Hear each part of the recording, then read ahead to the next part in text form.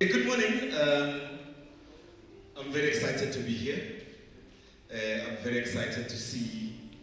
Well, it's all seats are taken. For Tatemoloto for a Monday in Rustenburg, I think the culture. We need to do this. Maybe more than CEO on a monthly basis or what, because I see that we are hungry as MMEs too for this knowledge. So ga ke ile go senya nako e kalo because already nako e tsamaile.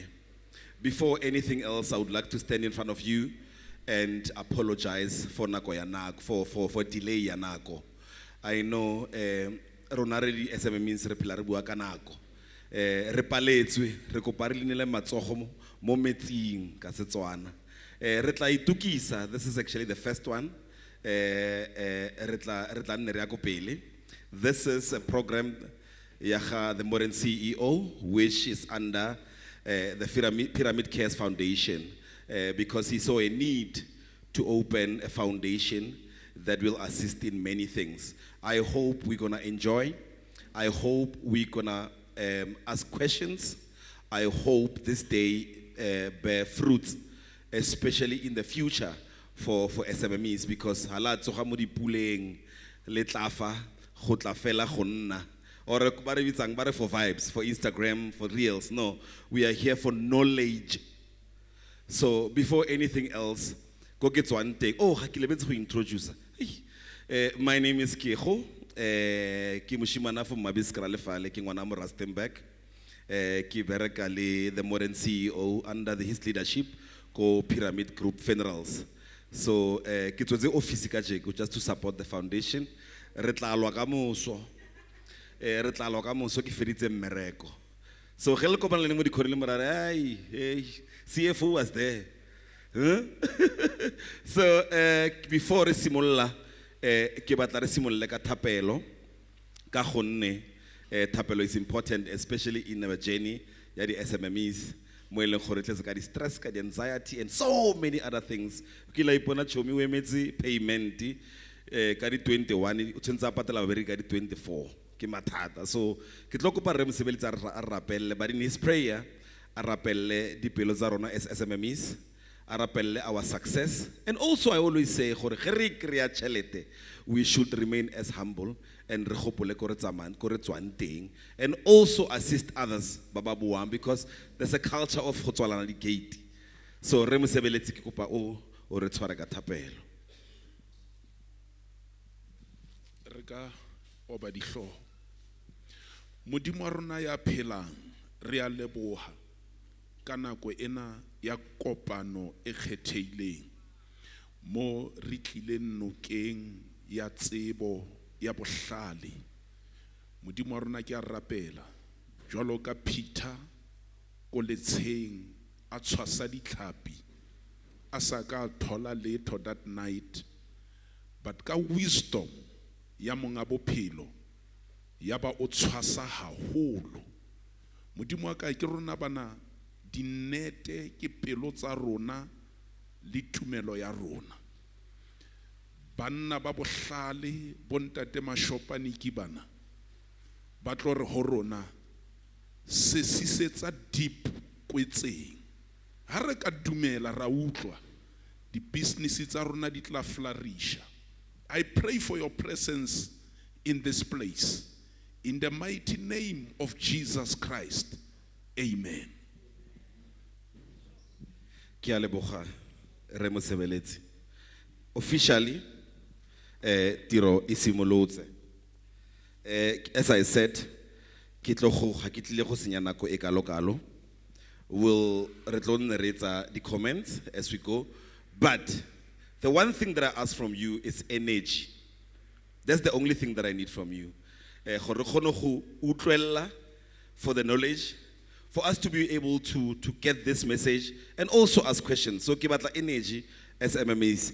Ke kopa gore ge re emel ge some speaker emella, we do a round of applause for her. I emel for him at la stage. Re mo fele energy. So I am gonna call the CEO of Pyramid Cares Foundation, to come here and welcome us. A re bolelle gore fo BM ga gona dinja ba rekisa dikoloi fela. Dinja ga diyo, and she'll come on stage. Her name is Mrs. Mashopane. Please come on stage.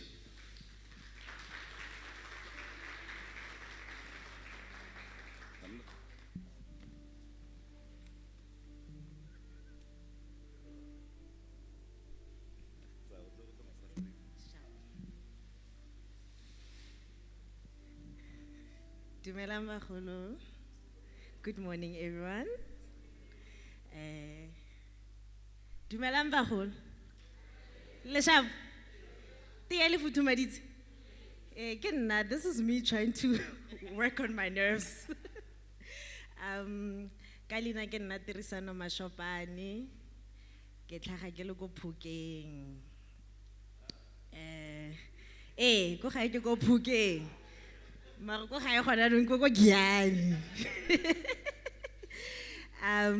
am the CEO of Pyramid Cares Foundation, and I am very excited to be here. You guys look so beautiful. Thank you for gracing us with your presence. You could have been anywhere else, especially in this weather. I get a RSVP link, RSVP. You should have chosen but you chose to be here, and I hope that you're going to enjoy our time with us, and then we're going to learn a lot. Firstly, I would like to welcome all our guests, our partners, our friends, our associates, all protocol observed. We hope that we're going to have a beautiful morning together, and we are all going to take something from this morning and from this beautiful initiative. I wrote something because from my heart a little bit. So I penned down something yesterday for all of us to take with. It is my great honor and privilege to welcome all of you to the first ever modern day Global Entrepreneurship Breakfast, hosted by Pyramid Cares Foundation. Today marks a significant milestone, not only for Pyramid Cares, but for all of us as entrepreneurship, as business people, and as colleagues.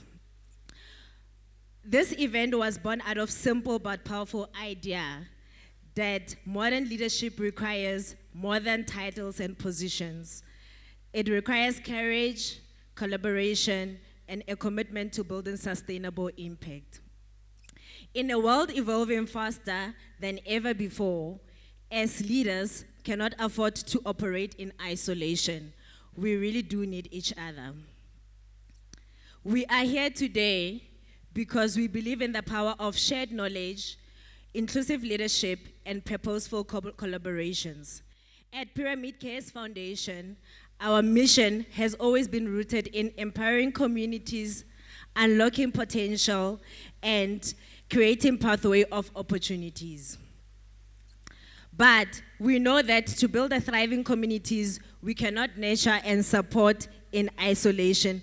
We need capable leaders, CEO, and also community builders. Today, we are not only discussing entrepreneurship, we are chatting a course for leadership and ethical, human-centered, occasional, conscious, and globally connected. To every speaker, every partner, participant, thank you for joining us this morning in this beautiful event. I hope that we'll not only sit and listen to our fellow speakers, but we will all participate and take something from it. I hope that you enjoy this event, not only this one, and I also hope to see your faces again in our future events. Thank you so much. Thank you, thank you. Hey, Mamutamaisi. I know. I can't want this thing. I know. We should go open a branch in Fender's Drop, and you will see my CEO there. Okay, without wasting time, we are gonna have Ntate Buang Moloto, who's gonna come here, and I know he always come with power. He always come with knowledge. Every time he thing, ha bua ho ka nkela tlhoko ke nna fatshe ke a utlwella, and I don't forget. It's an honor to have Re Buang Moloto, and who take his time off to come here from he's heading somewhere. So he's going to come here. Re Buang Moloto, ko pare metebele matsogo as he come on stage. Ke a leboga. Dumelang everybody. Chairman, le CEO of the foundation, Pyramid Cares. It is a great honor and privilege for me to have been invited as a speaker. And then whereas I have scheduled, I've got a flight to catch at 12 o'clock Honano.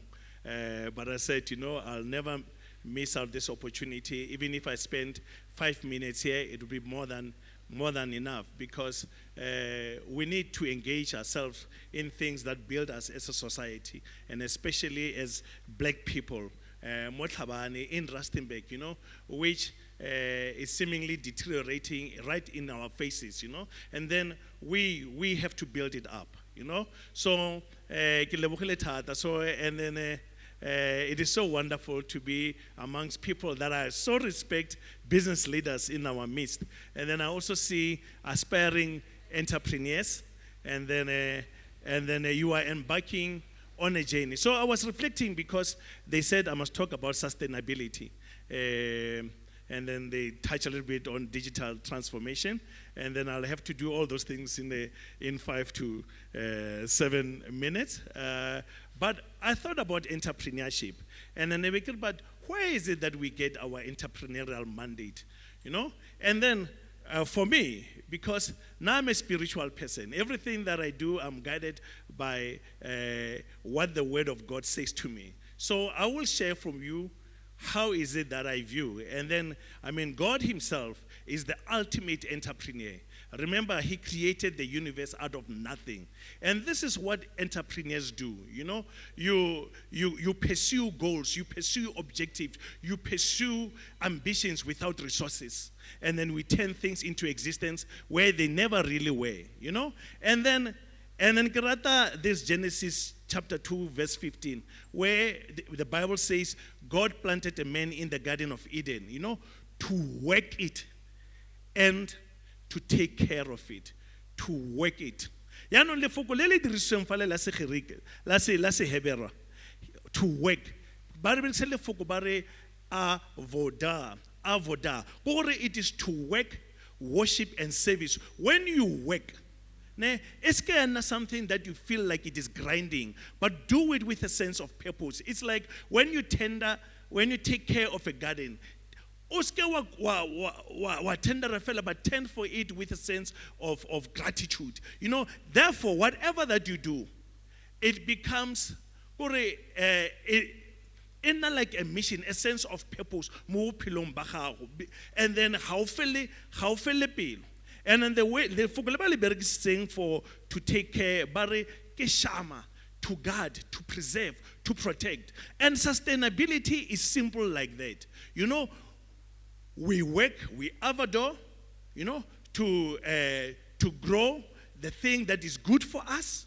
And then we shama, we guard our legacy. We do something with the presence, therefore we must preserve it. And then other future people that are to come must benefit from what we do. Risk are many things. Get it grab and go, and then we do our business only to exploit, but never to flourish, and not only flourishing ourselves, but other people as well. So, and sustainability is like that. So, as business, we take our mandate. When you're an entrepreneur, you take that man. It's a God-given mandate. He has put you in your little corner in the Eden, in this Garden of Eden. There are things that we must do. There are resources. There are things that the community needs. Services and goods that communities need. And then we are called to do it. But we must do it in a sustainable manner. Because many times, and on Harka bona ka mokgo go senyagang ka teng le ge re lebeletse Rustenburg le bo tlhatlhaganyane everything, especially now I'm in a mining business. You can see gore people Kore, we are plundering. Every time we seek profit, but we do not have intention, we do not have a sense of purpose, meaning profit without purpose equal plunder. Because you are not looking in terms of how is it that what I'm doing is not only going to benefit me, but it must going to benefit the society and generations to come. When we look at how big companies have built themselves, some of them are 100 years. Some of them, they've been there for eternity and they have built sustainable. So, Lerona, when we are entrepreneurs, they address our stomach, but without fulfilling our responsibility to the nature, the other people that are yet to come. But we must find ways of collaborating and ensure that we benefit everybody. That's the essence of sustainability. Work fuels our growth, but guarding, ensures it cements our legacy. So everything that we do, what is it that we, what legacy do we want to leave behind? Now I can give you an example. For Lintlego, which is my company, the CEO, company, it is where I earn income. For me, it is like a job. It is what I do to earn a revenue, to earn a salary, to keep lights alight. But then, and then I have a foundation, Buamoloto Foundation. And then this is for me, it is my work. The thing that God called me to do. Bible we are all God's handymen, created in Christ Jesus to do good work, which He has predestined for us to do. So, don't take your work as an entrepreneur. You know what? When it's about survival. No. You are more than to survive, but you are to thrive. But to thrive is that. But also guard with wisdom. Always inquire, always empower yourself. How is it that you can reposition yourself? How is it that you can grow? How is it that you can collaborate with others? How ultimately we can make a society better? So this is from me how I take it and how I would like to inspire you today. We can also, as entrepreneurs, view ourselves as drivers of the economy. We are drivers. Now, I can take an analogy, a metaphor of driving. When you look at driving, there are two important things. I said sustainability is about work and guarding. Avado and Shama. So to work, to drive the car, you have to have your foot on the pedal. You have to accelerate. You have to take something that was lying there with latent potential, just lying there. But you have to change that potential, that energy, from stored energy into motion. Because without putting your foot on the accelerator, without speeding up, you are never going to go anywhere. You're never going to reach your destiny. So one of the things that we have to do, we have to get going. And if we have to get going, but okay, before I give as you go, then you can overtake. You overtake obstacles. Yeah? You match again into traffic. You get so many opportunities as long as you keep moving forward. But at the same time, you have to ensure that the road is firmly on the road. You have to steer it. Steer, control, sustainability. Steering, when you match first of all, you protect yourself and your family who are in the car. You protect the pedestrians, that is your community. Horse driving recklessly or protect asphalt, meaning resource utilization, or you are able to steer away from the potholes, protection. So all the time, that is then sustainable driving. And then if we approach business like that, you know what? I have to steer. I have to press the accelerator, but I also have to steer it right. This thing work together. They are intertwined, not one outside the other. If you drive recklessly, you are always driving fast, but you don't have a steering wheel control. You're going to find yourself in a ditch. But if you are worried and you are too cautious, and you are just thinking about steering, and then you don't have the thrill, a little bit of pressing, you are not going to go anywhere. So all the time, and then babu got digital transformation, and then at its core, we have digital transformation. Is about how we reimagine the way that we do work, so that we do it faster and more effectively. And then digitalization is something that we have to embrace, because we're going to be left behind. I mean, these are stuff that is we live. It is a digital competence. It's a threshold competence. If you don't have it, you're gonna fall by the wayside. So we must embrace them. And then digital, I mean, it's basically connectivity, connection. And then pyramid, Pyramid Care Foundation and the Pyramid Group Funerals, for that matter, that you have taken something to connect people and data. I mean, this kind of thing that we're talking about here, we're empowering our people. You are doing more than what earns you an income. You are ensuring the entire country, the entire neighborhood thrives. So, in that issue of sustainability, but also we have to embrace the Internet of Things. How we do it. And then with the Internet of Things nowadays, no, we embrace beyond stop using ChatGPT as a Google or something like only as Google. There are so many things that you can do, and then perhaps chairperson and CEO, or maybe we must address we must have one day a boot camp for youth in our community, where we can teach them basics of coding, because and then ultimately they can develop apps telling they can sort out because if we don't do that, our people, ignorance is the killer.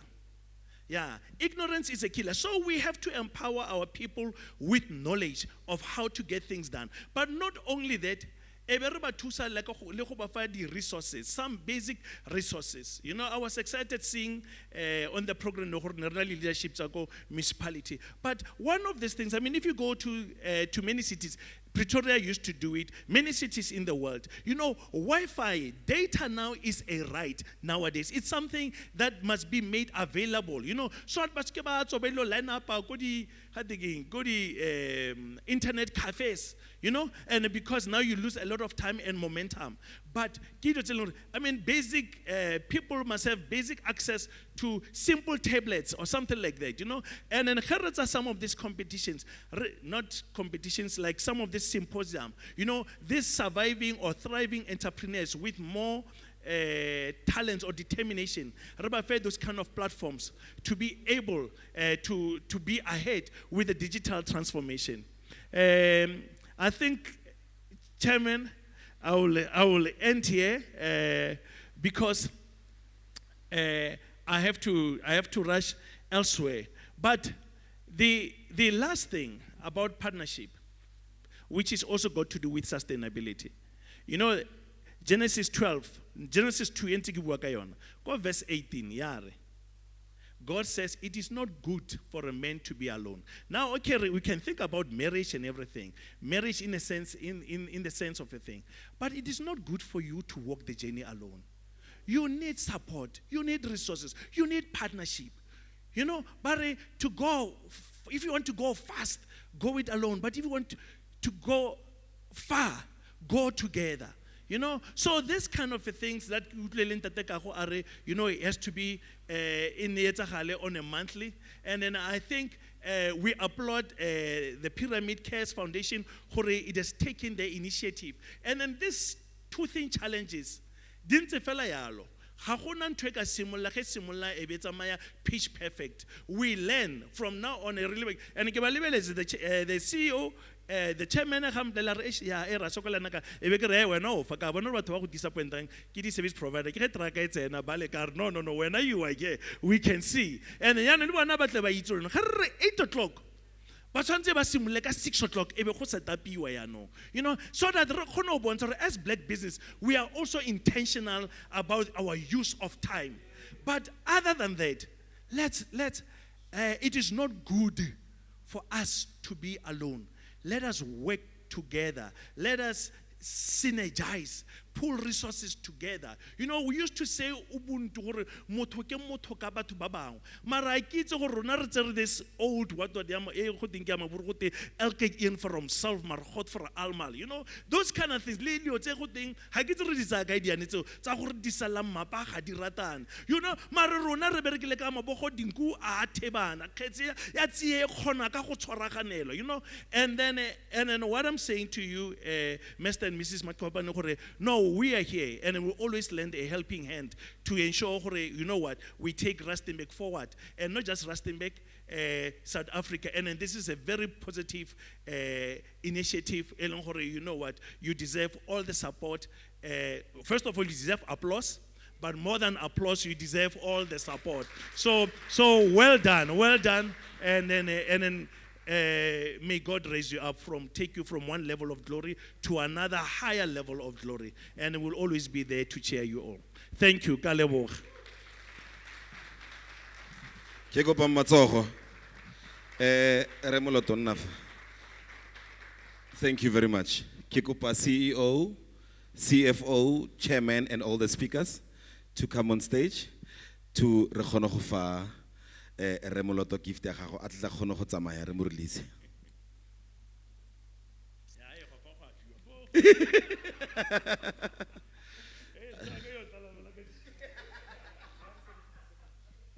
Tlakafa.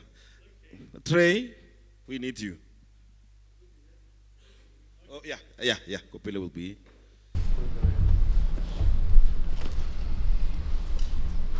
Just a token of appreciation from the foundation. Yes. To you to say thank you so much for coming. Importantly, you needed to go somewhere, but you're so fit to come and address all of us here. We really appreciate you.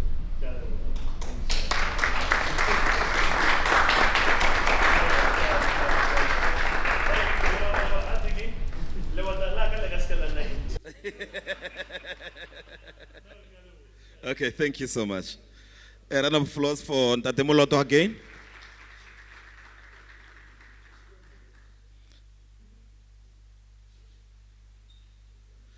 I know, I'm extremely inspired. I can imagine what's going to happen from here onwards. Baba buango mraga le mathate. So you know, okay, ne ke batla re fetse Ntate Moloto wa tsamae because we're busy. I love doing things very differently. Oh, ke khon. I get the hodira dilo de ba batho ba di etsang ka teng man. We are in an entrepreneurship. It's a breakfast. We know them. They don't know you. I'm going to select about 4 of you guys. Just briefly, my name is Kiho. Then, I'll do it every session. Then, when we network, we have an idea. Maybe an investor is somewhere. Or, I pick up other thing. A player through his mind while we have a conversation. Do you guys allow me? CEO, do you allow me? All right.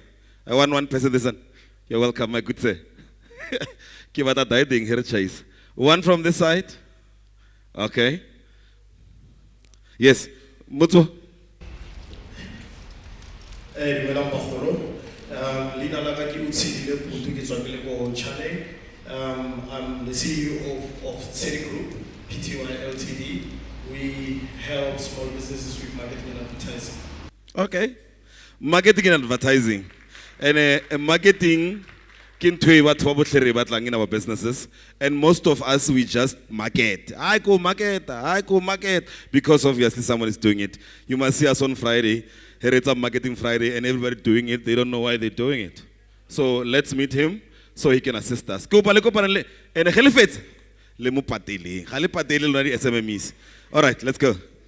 All right, my name is Lesepa Sibanda from Sibanda Project and Business Solution. We are agricultural project and diving into agro-processing. We are in the dusty road of Makoshon to where you pass when you go to Maviskral in Tuelarte. Salute. Well, Jambi is already guy. It's fine. All right. Limutlu la gerba. Yes. This side. Okay, let me go there. I'm the CEO of the Guru Enterprise. If you guys look at your left or your right, the go one and the over a minutes. So let's say so if you guys look for the event, please go and I've got a business for you. Ukopanele Tato. Tato waits a friendship reunion camp. You've got business through Tato.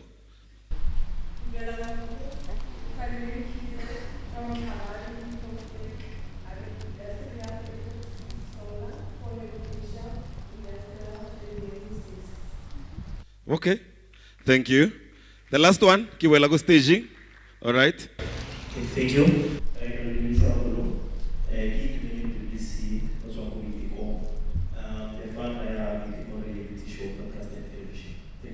Thank you.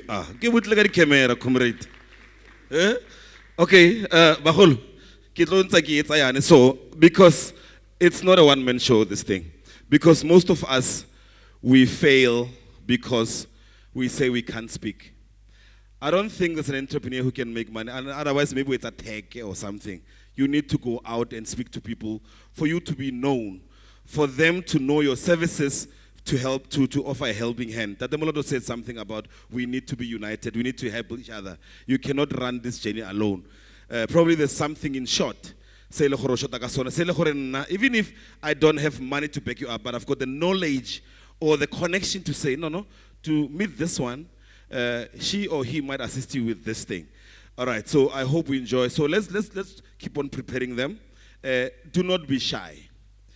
When you need help, you know, I always take to my CEO, Wago Pyramid, Pyramid Kiaskajek, I always say to them, most of the people do not get help. You know why? Because they act as if they are sorted. Why, Talohan? We go around wearing expensive brands, acting as if we sorted. Can't there somebody to help you is around the corner? But because you've got this thing, you've made it, you cannot get help. So go out. Don't be too much of a beggar, man. Are pushing? So I'm going to talk about. I'm going to call the chairman to actually switch the program because that Demoloto had to leave. So I'm going to call upon the stage Mr. Gentle Masopani, who's going to really take us into the purpose of the day and the RFA, the Pyramid Care Foundation, why I started it, and the impact. Remashopani, the stage is yours.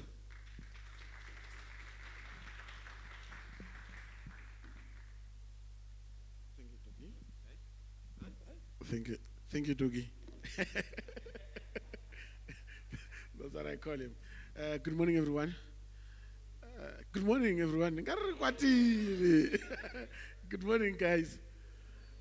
Thank you. Man, it's you know, when I came in and we were standing there, Remloto, talking about how serious you guys as entrepreneurs are, it warmed my heart because the weather is gray and wet, but you chose to come here to say, let's go foundationing in Chai, but it's in. So a big round of applause to yourself, for all of you, for being here. I think the other speaker did partially touch on exactly why are we here and what is the purpose of this foundation. You know, when we were thinking about this foundation, we started to look around to other foundations, to other reasons why people do foundations. And majority of foundations end up being a donation vehicle. And there's nothing wrong with donating and all that, but we've got a lot of those. And for us as Pyramid Cares, we saw that whilst it will add value for us to still do donation, but there's still another element that is not explored much by foundation. And if we want to solve the problem of poverty, the problem of unemployment, we need entrepreneurs. If we want to solve the problem, I mean, you know, sometimes the impact of your entrepreneurship, you don't see it because you only see the direct things, the transaction that you do. So we recently changed the offices as Pyramid from 4 van Villers to 160 Tabombik. There is a shop, a water shop across us. On Fridays, they used to fight them a lot about that, but in a good manner to say, guys, please don't close all the parkings.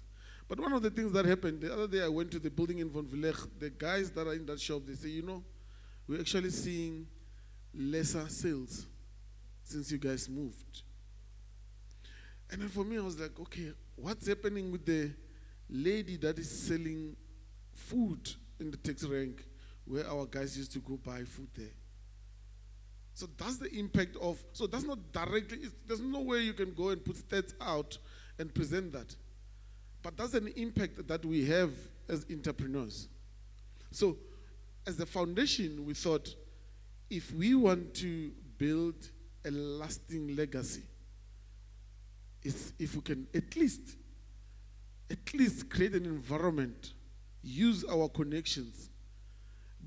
If now, my friends, really, you invite me to say we're going to pop bottles in Cape Town, I'm going to say let's pop bottles in the entrepreneurs.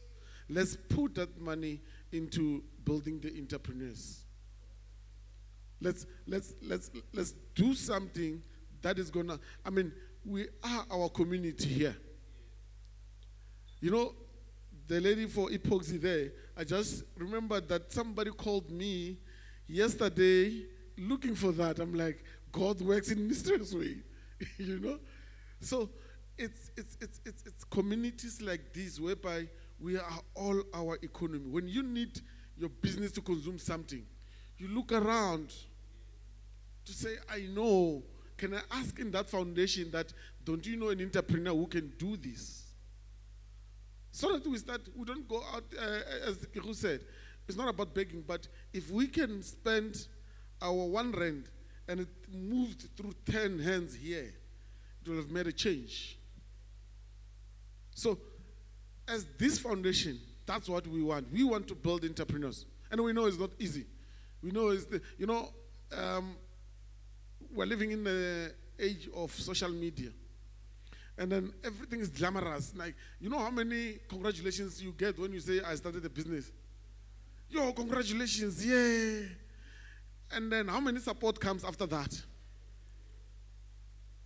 It's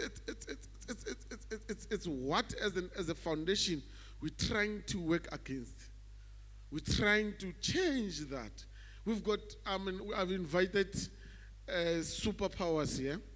And these are the people, you know, sometimes when maybe you see a person walking there, you know, my sister now, she just said something to me. When she got here, they told her to move her car. And I'm standing with her there, and then she gives me a car, say, go move her car, right? And I'm her little brother.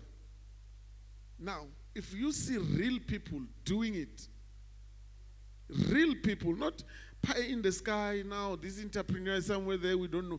Real people, someone from Marikana to someone from Rohong, I mean, doing a lot of good things. We get to believe, we get to know, we get to see ourselves through these people. So that's the aim of this one. I mean, like Remloto spoke about coding. Many of you don't know that we've got a guru in coding. I mean, a nerd to me there. That guy eats, breathe, computer. Like I'm sure even to come here, he calculated in codes that how many words did I say? Who can create an app? Who can do something that is going to help us as this community? So, ladies and gentlemen, I invite you to have an open mind. I invite you not only to be audience, to be contributors. Because the only way we're going to know how to build this foundation is through your contribution. You know, the reason I was speaking, and then it's another thing which is the foundation is going to be doing, mentoring and coaching. So I was speaking to my dad the other day. We were opening a branch in Klerksdorp. So he tells me, before I open a branch, I go to the gravesite. I'm like, Madala, for what? He said, no. In order to know that are the people living in this community, local people, or there are import in terms of, Rustenburg, most of us are Rituko thing again. You will know by how many grave sites are new compared to how big the squatter camp is or the location is. I'm like, that's market research in Gibbs. But you're speaking to a real person who doesn't even know what that is called, but they're doing it. So there are a lot of things that you guys are doing which are taking you in the right direction. That's why your contribution, your engagement is very key to this thing. No one is superior to any here. We're all entrepreneurs. We're all going to share our journey. You've got your story to tell. Please put it through. And don't be scared to, I normally tell Kiru, the worst thing, and my kids, they know, the worst thing that can happen to life is death. Being told no, it's not going to change. It's not going to cut you here. If you go to someone and say, this is what I want, and they say no, you say, thank you, I told you, you know. That's it. They're not going to cut you. They're not going to. So let's not have that thing of, hey, Kaisheva, pride, engage this person. Just listen to me. I don't need money, but I need your connection. I don't need money, but next time you go to a conference that gives, can you take me along? And then can you use your connection? I just want to talk there. And people, because you don't know who's sitting in the audience who's going to help. So guys, I encourage you, I invite you, let's all participate, let's all build this together. Thank you very much. Thank you, Chairman.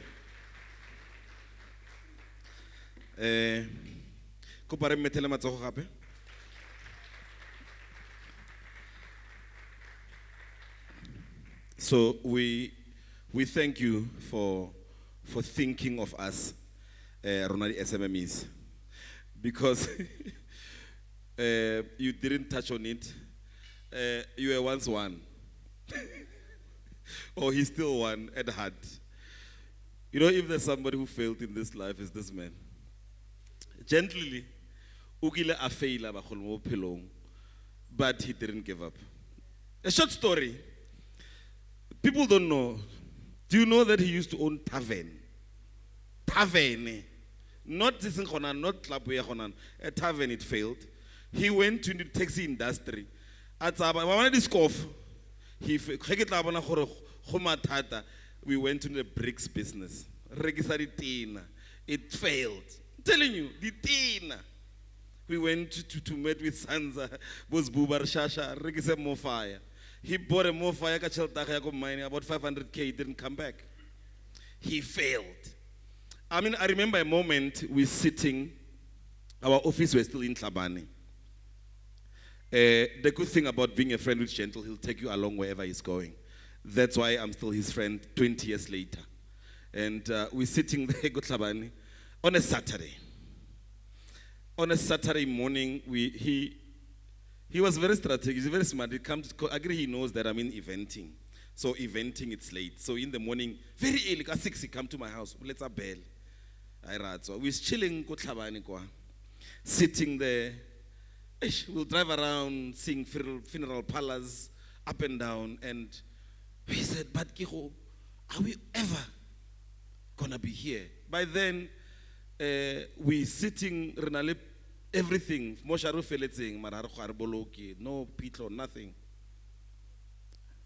And he said, but one day. So if I can tell you, because of his resilience, because of his hard work, because of what the urge that he had. Pyramid funerals, Raids Babotle the Love Boys, in a week, in Rustenburg only, rents at 20, 25, 30. But there was a point whereby we're sitting, we didn't have. We've got over 25,000 plus policies.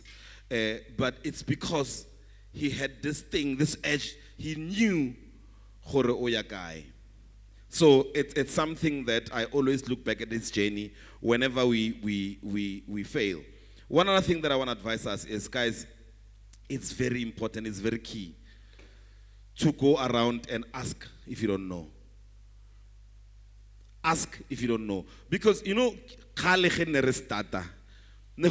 you remember back in the days, next door, there was an era of the phone, because everybody in the location had that phone. The tuck shop, there was an area at the tuck shop where everyone was in there. Sometimes it's not your passion. If I can say this today, Ogasi Robin Gentle come mosharing, because he knows the ins and out of the moshar. He gets into the fridge to see. So know your craft. Don't get into it because we're not know this thing, because it's one day it'll grow and it's gonna collapse because you don't know. The worst thing of entrepreneurship is getting somewhere but you don't know how you got there. Hi, my daughter. Tato ya modimo. Customer tlo batla dilo tsa bona mo. Wena o tla bolela ka thapelo. We want you to deliver today. I'm gonna call my dear brother. I'll share my lineup. CEO, your lineup is tight today. Rotsware khotsi ki information. Ke tlo go bitsa Khosana, Dr. Khosana Rakudu, who's very passionate about entrepreneurship. Go bare metele matsogo.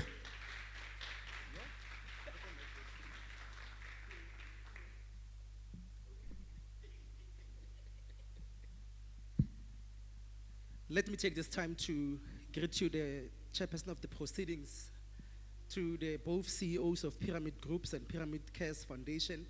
Thank you so much for having us this morning to come and partake in what we call the modern global entrepreneurship breakfast for the SMMEs. Before I start, Baholo, I'm just going to take about 10 minutes of your time.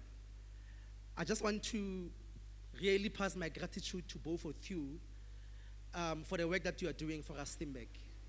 And it is really also the prayer of my heart that when you saw a need that the traditional leadership of this city needs to come and be part of what is happening, because at times we are the ones that are not able to give access to land, to give access to opportunities for entrepreneurs to come and develop our places.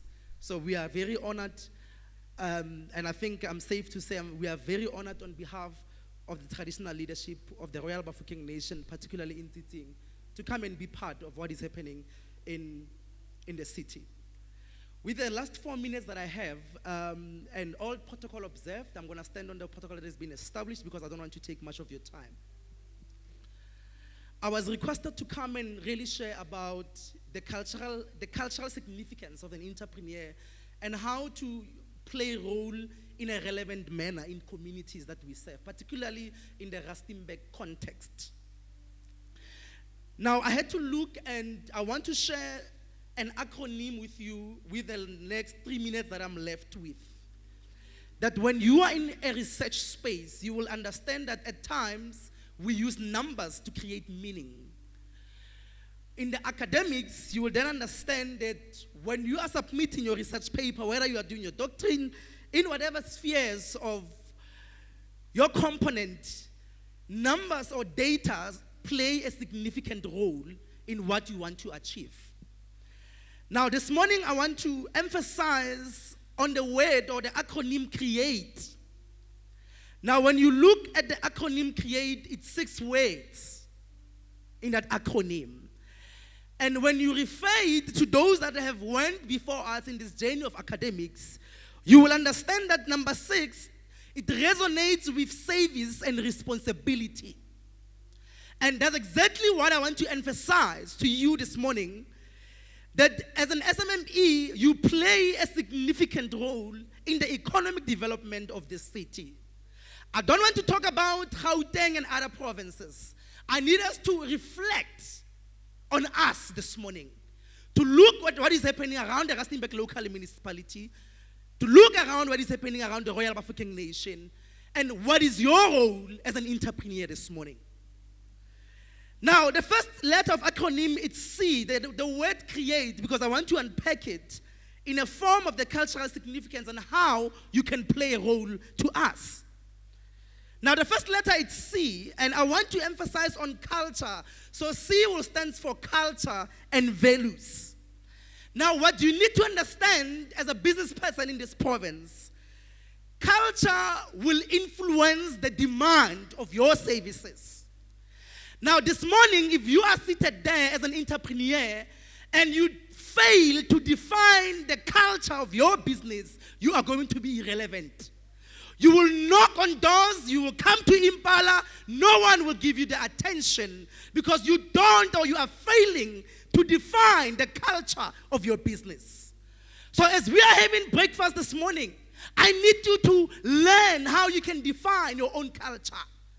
And for you to see that you have defined your culture, there will be demand creation of your business. You won't have to go all around Rustenburg and submit proposal. The demand will be there. And people will realize that we need to call that gentleman, we need to call that lady. Now, once you build the culture of your business, we move to the second letter, which is R. You build a culture, you define it in your best way you can define it. You move to the second letter, which is R. It's your roots. Now that you understand your culture, you will be able to play a significant role in the roots of the Rustenburg local municipality and all other activities that are taking place in the city.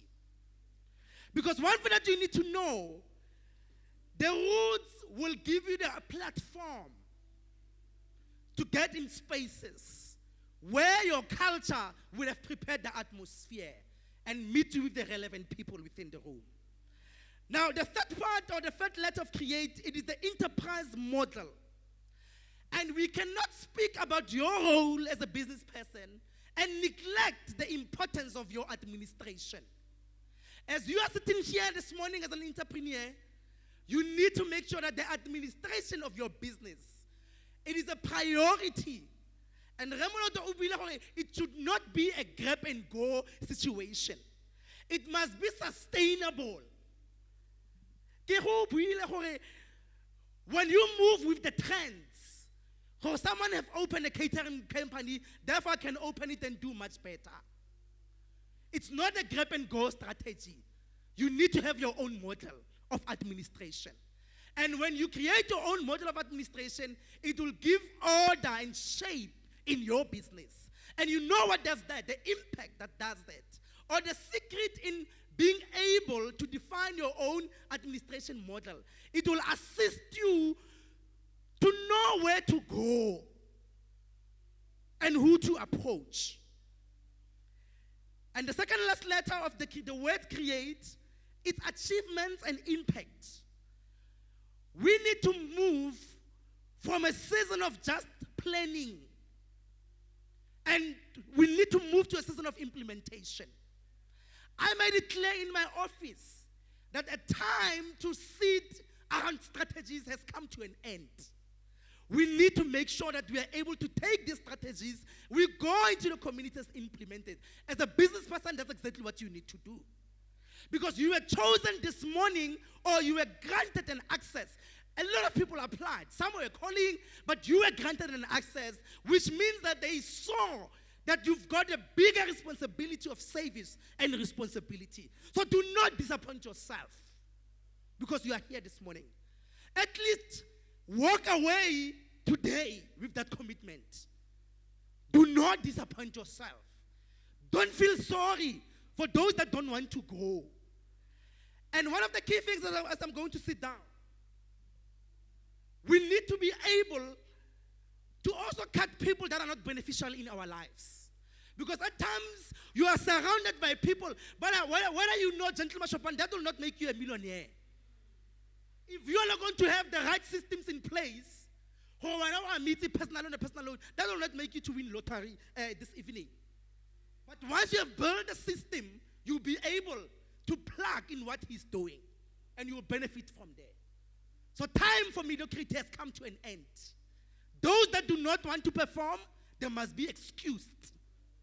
And that's exactly what I'm doing in my office. I see that after 3 months, if you're not adding value, I'm shifting you. Because we are not in a season of being lamplights of Rustenburg. We want to see real impact. It is raining now. We are struggling with water. We are struggling with a lot of things. But we've got you as an SMMEs. It needs to come to an end. So I'm sending a very strong voice to you this morning. You've got a responsibility and a service to play. When you look at the first same term of the create, the last second letter is T, and the T will stand for training. For you to just wake up in the morning and write whatever that you want to write on social media does not make you any relevancy in what we are doing, or perhaps to the economy of the Rustenburg local municipality. I want to say to you as an entrepreneur this morning, it's a breakfast show. It's a breakfast global entrepreneurship show. And that should say to you, you need to also learn as an entrepreneur. When you learn and capacitate yourself, you will understand, it will teach you how to speak. It will teach you when to keep shut. Because at times you are missing opportunities because your mouth is forever open. Today we are here as entrepreneurs. Don't come to me and say, I've got a business idea. I don't have time for that. We are here to socialize, get contacts, build your network. So that when you move out of this place, tomorrow you drop an email. I met with you yesterday.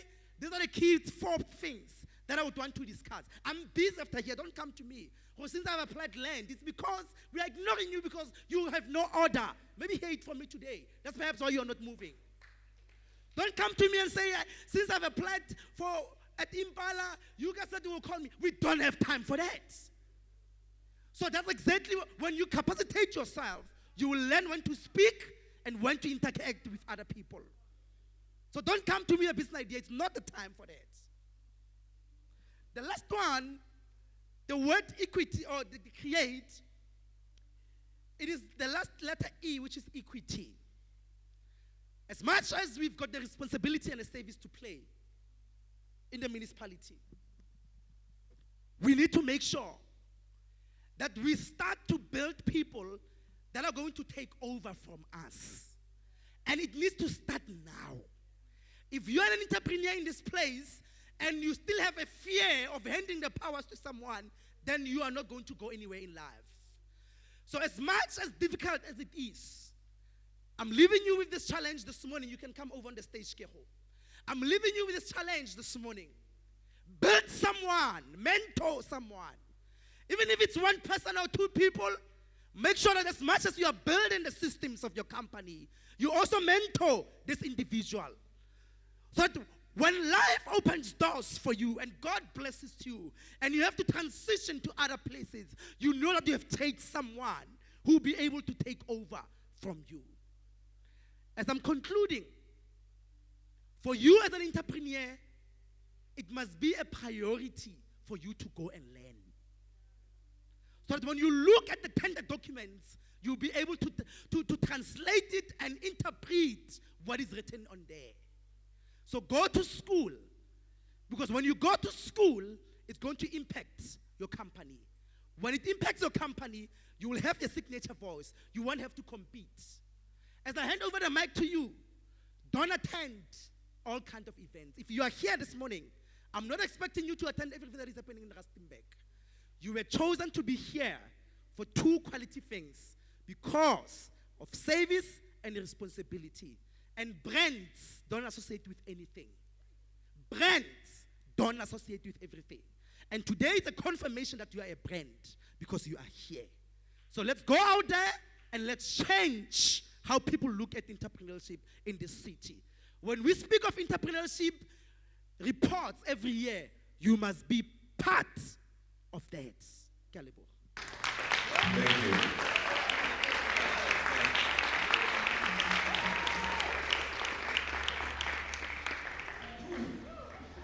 Mama Tsamaiti Sikolo. Sikolo. What is somebody else, man? Sikolo. Khosana Rola is the Miracle from next week. Can I see where you registered? All right, let's plug two businesses. To me, you've got a beautiful thing that you're doing for SMMEs, man, in regards to the website. Let's choose a winner so that we can plug the website. And apps. Morning everyone. I'm the founder of a company called Nova. We are based in Johannesburg, but now I can Rustenburg. We focus on AI automation and AI communications using voice AI agents and I could say chatbots. But we also, I could say we have our own foundation, which I also I can partner up with Pyramid Cares, where I've learned that there's a big struggle with finding with incorporating digital systems and digitization within our businesses. And one key component that we struggle with is simple marketing tools. So a simple website is a struggle for them to have, and mostly because of cost. Challenge. You'll go to a developer and say, 10,000, 15,000 rand. And it's quite overwhelming for most SMEs. And we decided that we should push that gap, not just with websites, but also with apps, where we work within your budget. You tell us for it, it's 20,000, it's 22,000, it's whatever, and we'll see that what we can come up with you. So it's sort of our initiative of giving back. That's where now we are trying to get to a point where it's free. But I mean, for every entrepreneur, there should be a commitment. You can't just give out freebies everywhere. There should be some form. If you're serious about your business, if you're serious about your craft, you should say, okay, fine, this is the small commitment that I can make. So, yeah, that's what we do. If you want to have let's not talk about business proposals. Let's just talk about connections. So, yeah, let's have a chat after here. Thanks, guys. Thank you, Tumi. Let's link up with Tumi. He can be able to help us. There's a joke that Agere Rona every week every Saturday. Make no mistake. Home battle it can be Ridley, it can be Taban, it can be Mabeskral. So we always meet Ronadi employees study Moshar. Ne? Agere we are employees. So we always make this joke, but I see it today. The CEO, having meetings there by Sante Runaralo or Lwelaeng. So they are all in the same business they've met. Connection. So there's this brand, man. I love the tagline, Spot B in your city. Yeah? I always see it there. So thank you, Chairman, for being able to bring us this man to come to praise us. You know, those are the people that they've been out there. Those who worked in so many businesses, the businesses have failed, started all over again. Because we see somebody alefale, because that person it's unreachable according to us. But they've got too much story to tell, because most of us, have you seen when you're struggling, no one celebrates you. No one celebrates that you failed 74 times. But everybody will come and say congratulations as soon as unsatloho. And the demands didn't. Because no one cares about failures. And if and when you fail, if you're going to write your sobbing story about your failure on social media, SMEs, no one will take you serious. Because especially on social media, we want to appear as we've made it. So the journey of entrepreneurship from Hono start until today, until you made it, nyana, that's when people are going to start recognizing you. So we try to balance this lineup. So we bring this awesome entrepreneur to come share his knowledge about business, his knowledge about entrepreneurship development. So he's mostly going to be talking about adapting to changing customer preferences. Let's put our hands together to Tate Rata Umpahlele.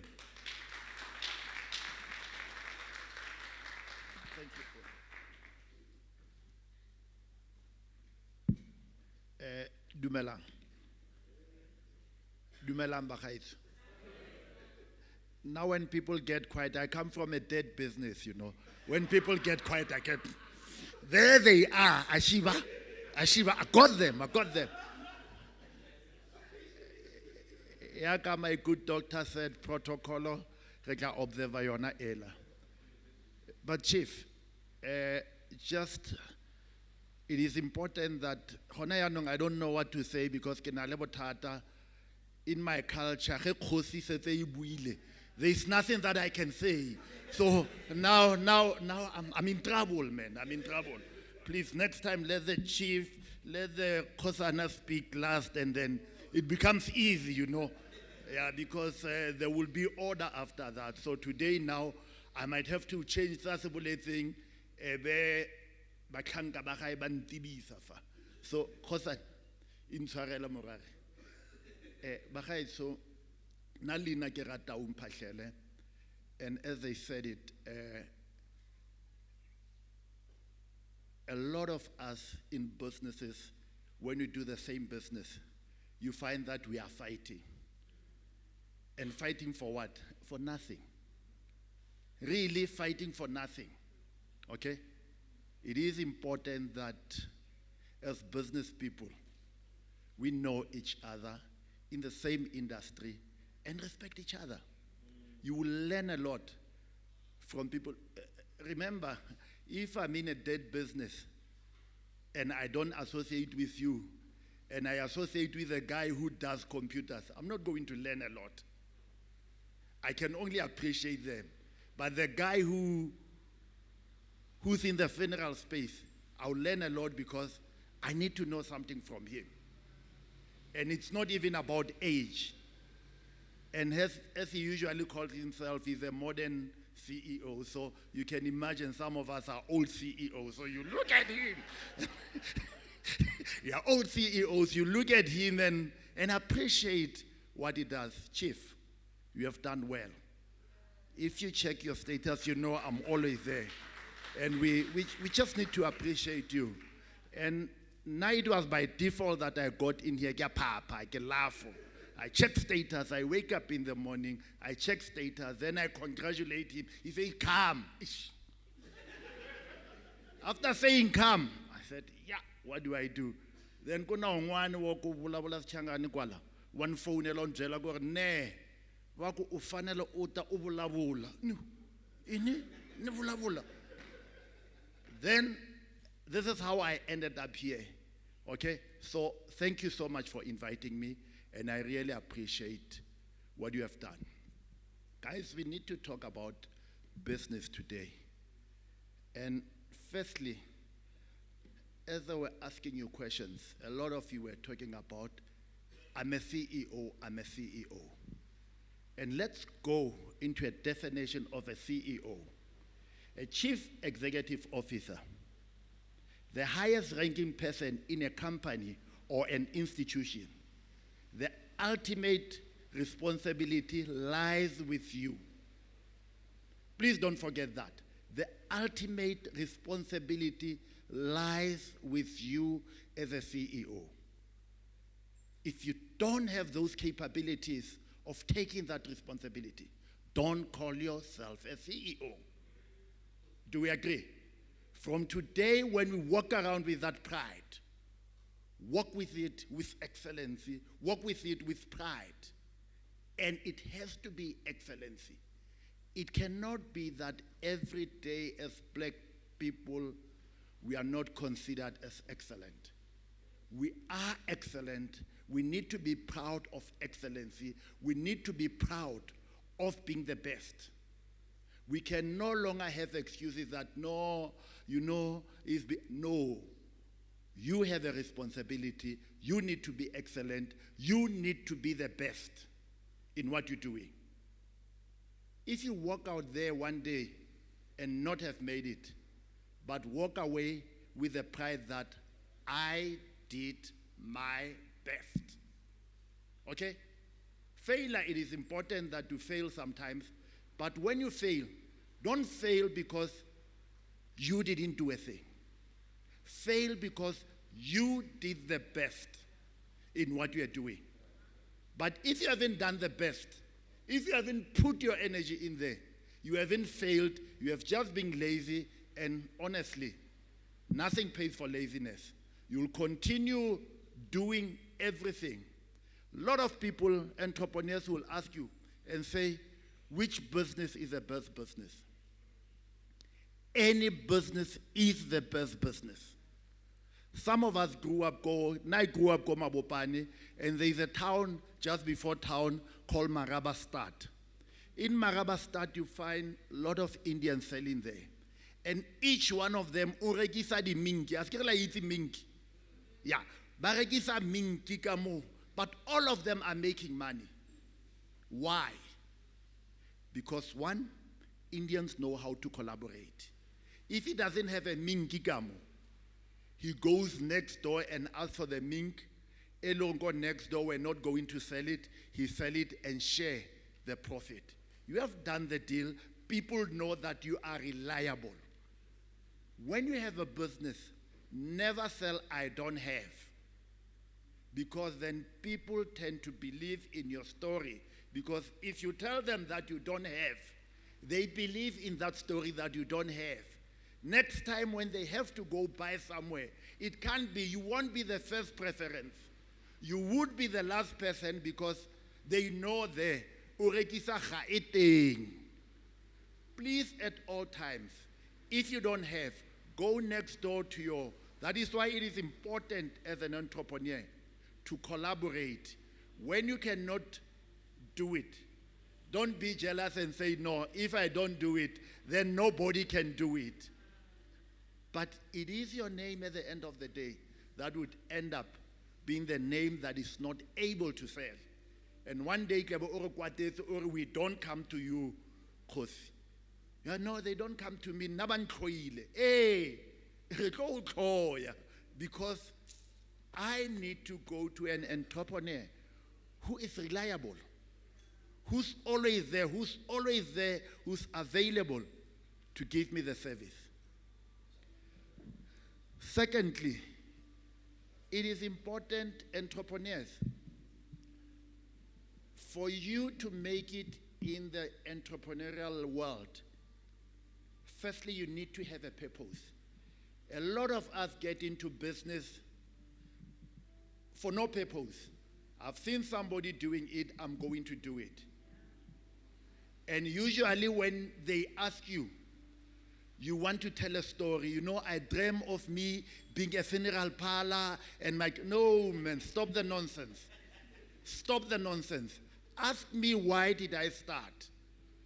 Get into business.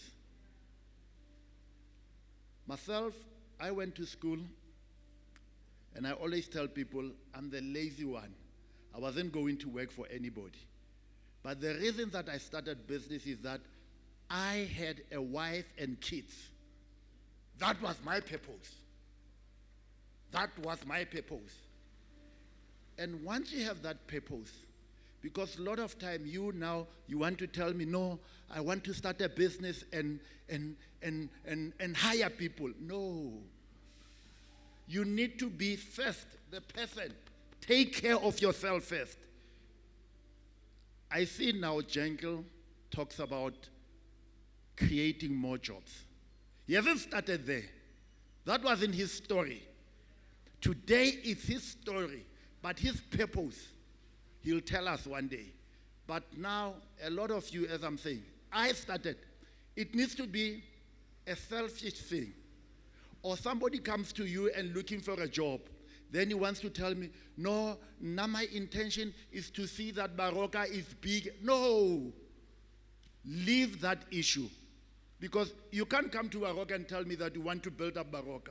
Who said we are not big enough? Oh, we are okay. We are okay. You came there looking for a job for a selfish purpose, yourself. And it's okay.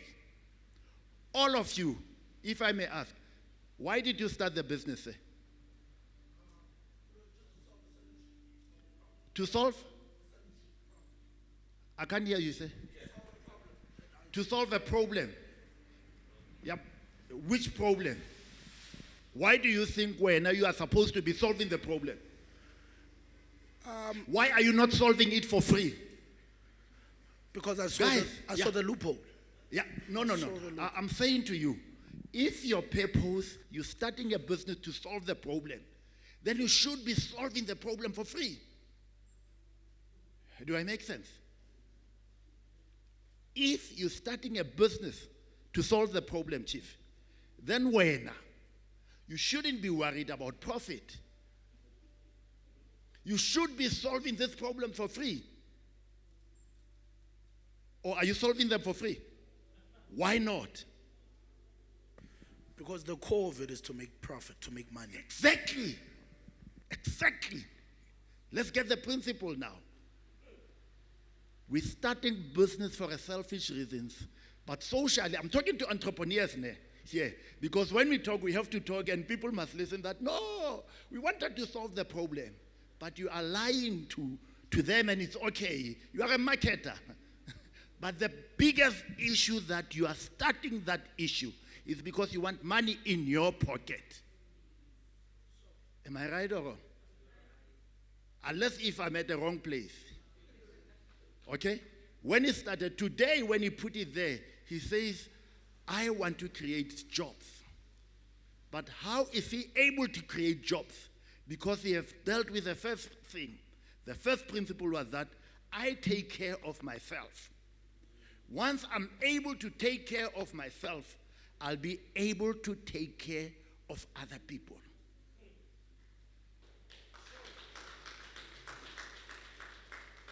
You don't start by being a social entrepreneur. You will die dead. We will be there. We are not shy of coming to you.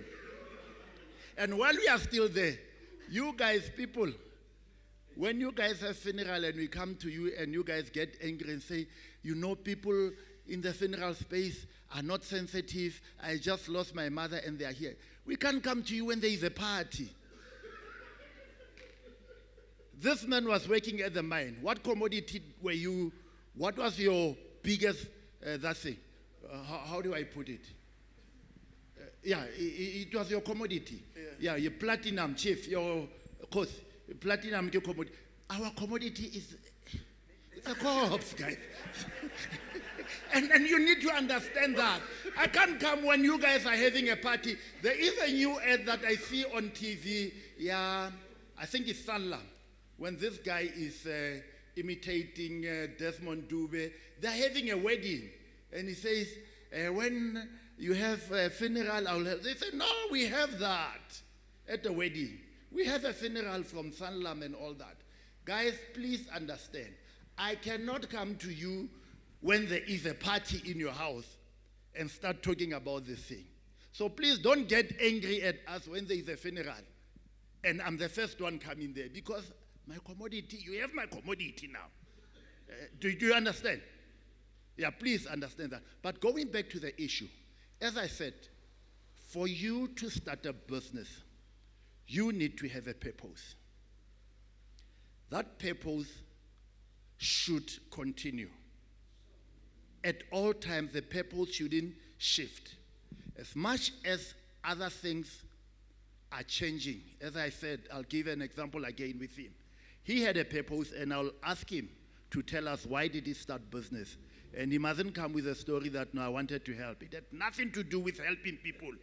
He did that selfishly to take care of the CEO of Pyramid Cares and those young kids that I see going with him everywhere. That was part of the purpose. But along the line, things changes. Now you have taken care of this one and this one. Then you can take care of the rest. But if you are not able to take care as an entrepreneur of yourself, there is no way that that's it. We have a rule in our business that as long as our greed are not aligned, there is no way that the business will grow. I don't know if that makes sense. Align your greed with your workers. Never forget that they came here for a reason. They didn't come, they are not working for Pyramid because Pyramid is the best thing. They are working for Pyramid because they need money in their pocket. And along the line, they'll take care of Pyramid.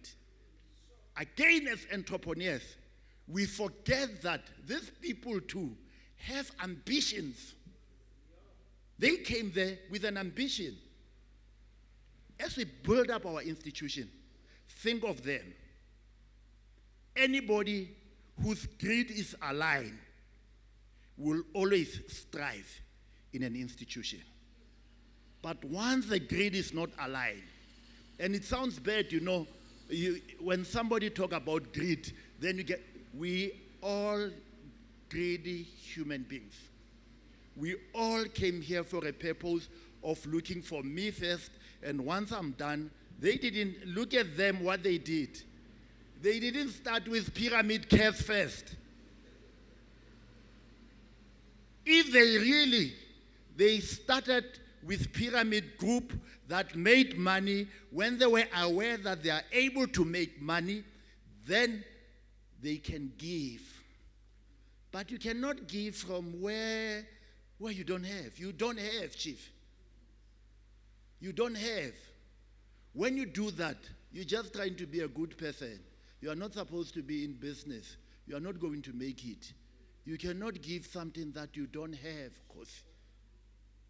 because you cannot give us land if you don't have it, Chief. Yeah, you'll always be a cozy promising us. You will have nothing. You can only give the land that you have. At some stage, it's going to get finished, that land.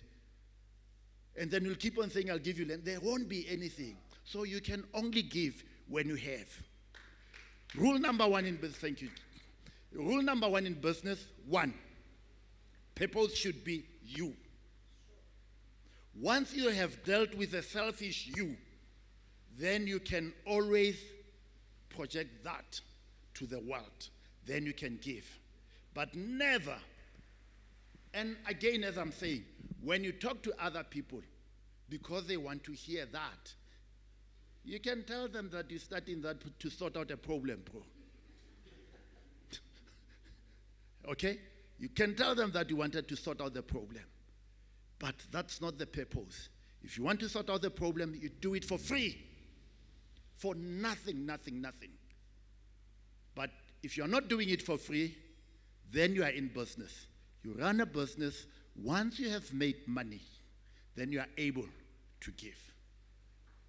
Yes, solutions are there to be done, but the purpose of a business person is to deal with yourself and be a better person. Once you're a better person, you can make other people better. Thank you.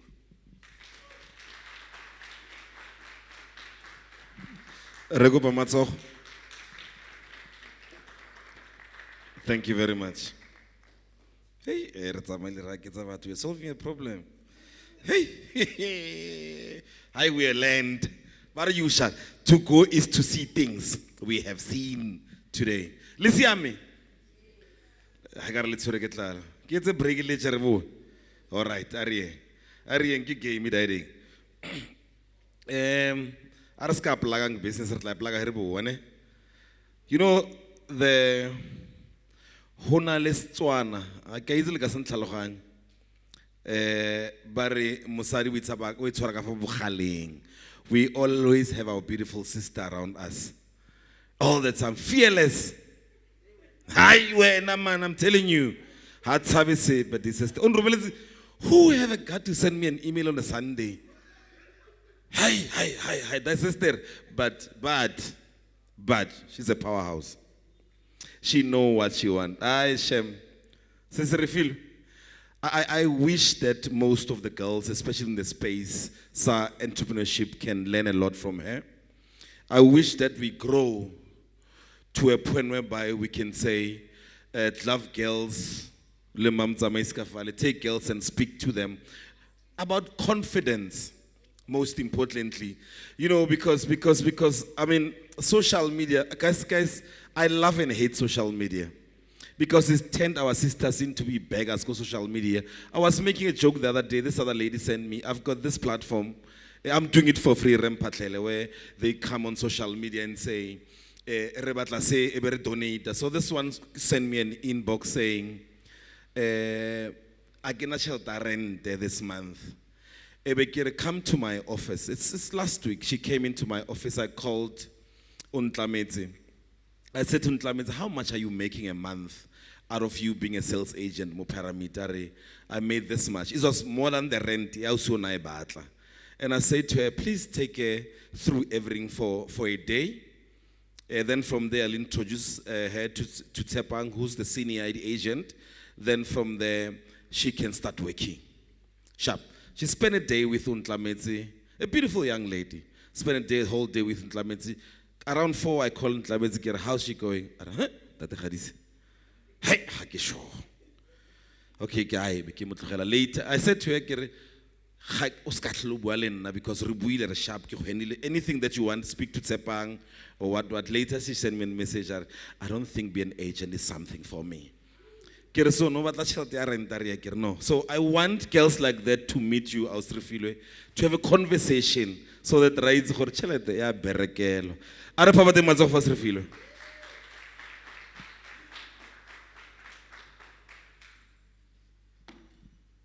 Good morning. Okay, nako palintimidi se kitelan rata at least. Good morning. It is an absolute pleasure for me to be here. So I just need to apologize to you guys. They must know Hore, big boss, but in the other world, you're a younger brother who can be sent around to do stuff, right? So, right? And let me just lean on the same protocol that has already been established. T, I've got massive respect for you, and thank you for supporting my brother.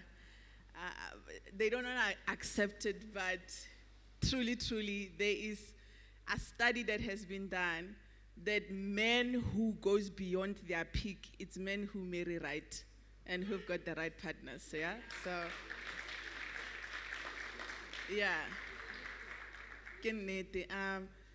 So one of my favorite scriptures, it says, who in their mind despises the days of small beginnings. So, and I know you think big. So I already see this movement really turning billions of rands, us having a gathering like this, sharing testimonies of what has happened.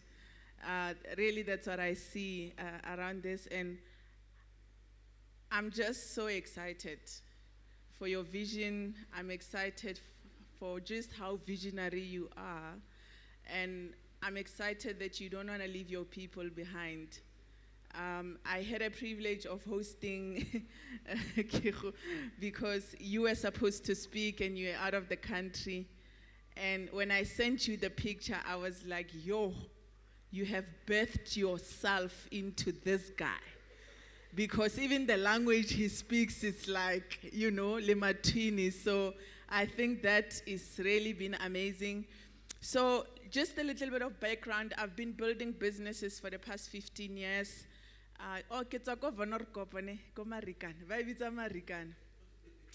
when I was in Joburg, I used to come from Rustenburg, because at least everybody knew Rustenburg. And then because nobody knew Vonorkop. And me and my husband, we've been building businesses for the past 15 years. Under Refilo as Capital Investment, we've got about 6 entities. And one of them is the latest one, which is Hakem Energies, which really focuses on the clean cooking perspective.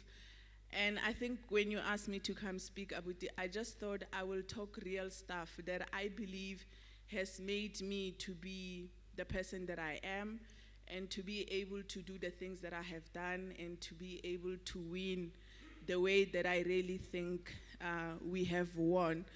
So I think the first one is really what a lot of people spoke about here today, that you have to build yourself, right?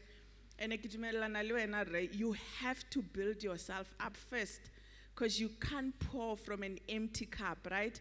But also entrepreneurship is so hard that it's not if, it's when it hits you, because it's going to hit you. And your ability to build yourself up, knowing who you are. I mean, when you start winning, it's tough because you even get enemies in the closer circle, right? You are criticized every day, and it takes knowing who you are for you to be able to stand up every single time. I think the other thing is really around, you have to know your strength. You have to know what you are really good at and focus your energy on the things that you are good at.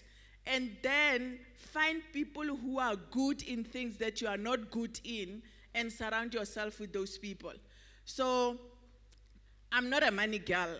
I'm not a money girl. I'm an impact person, right? But I have made sure that in all my businesses, I've got money people. These are people who collect money. These are people who ask, every time we want to do a project, they ask me, how much money are we making?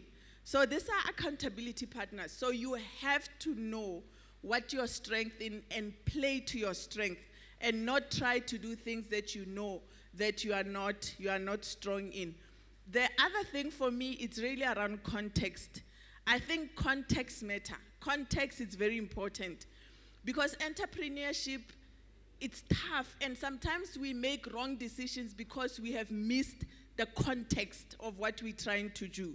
So the other day, I was with someone, and we were talking about Africa energy context. And I said that the problem why we cannot own our solutions is because we miss to elevate the importance of our context. In Africa, over 1 billion people still don't have access to clean cooking. I just came back from Europe, and in Europe, it's rich people. They've got rich people problems there. That's why they can talk wind. That's why they can talk nuclear. That's why they can. But that's not our context. And I feel sorry for entrepreneurs who are starting projects in wind, in nuclear, because when are you going to make money? You're not going to make money in the next 5 years. And that's my problem. But African context is, how do we start making the 1 billion people in Africa to have access to energy? Because that's where your power is. That's where you can make money and make it really quick. I mean, in the past 2 years, we have done, 4 LPG boxes. One is here next to Burger King. That's our business, so support it. We've done that. We've done bulk business in LPG. We've done a lot of things, literally in 18 months, right? We have transitioned over 2,000 families into clean cooking here in Northwest, right?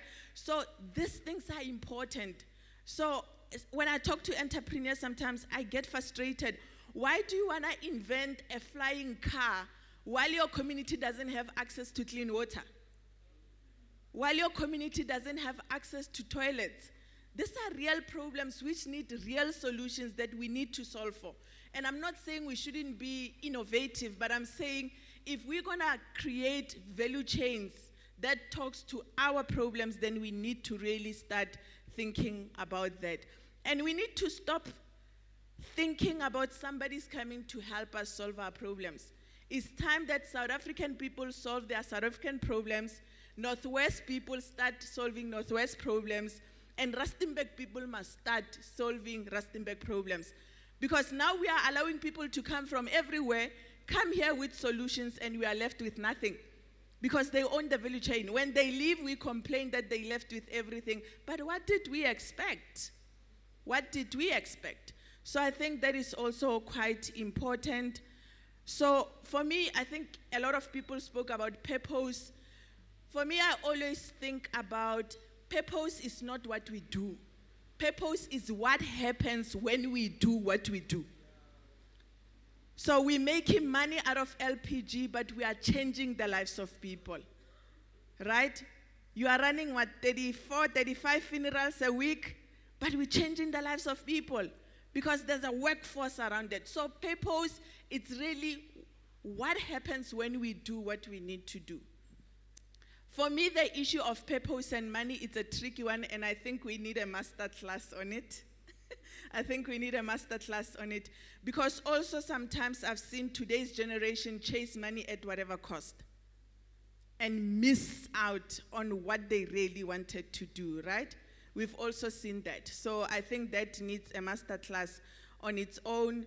The other thing for me is really around starting where we are with what we have. Again, from a small business context, guys, it's okay for you to crawl before you walk and you walk before you run. Sometimes over a pyramid and then you want to run, you don't know. I get a little story, right?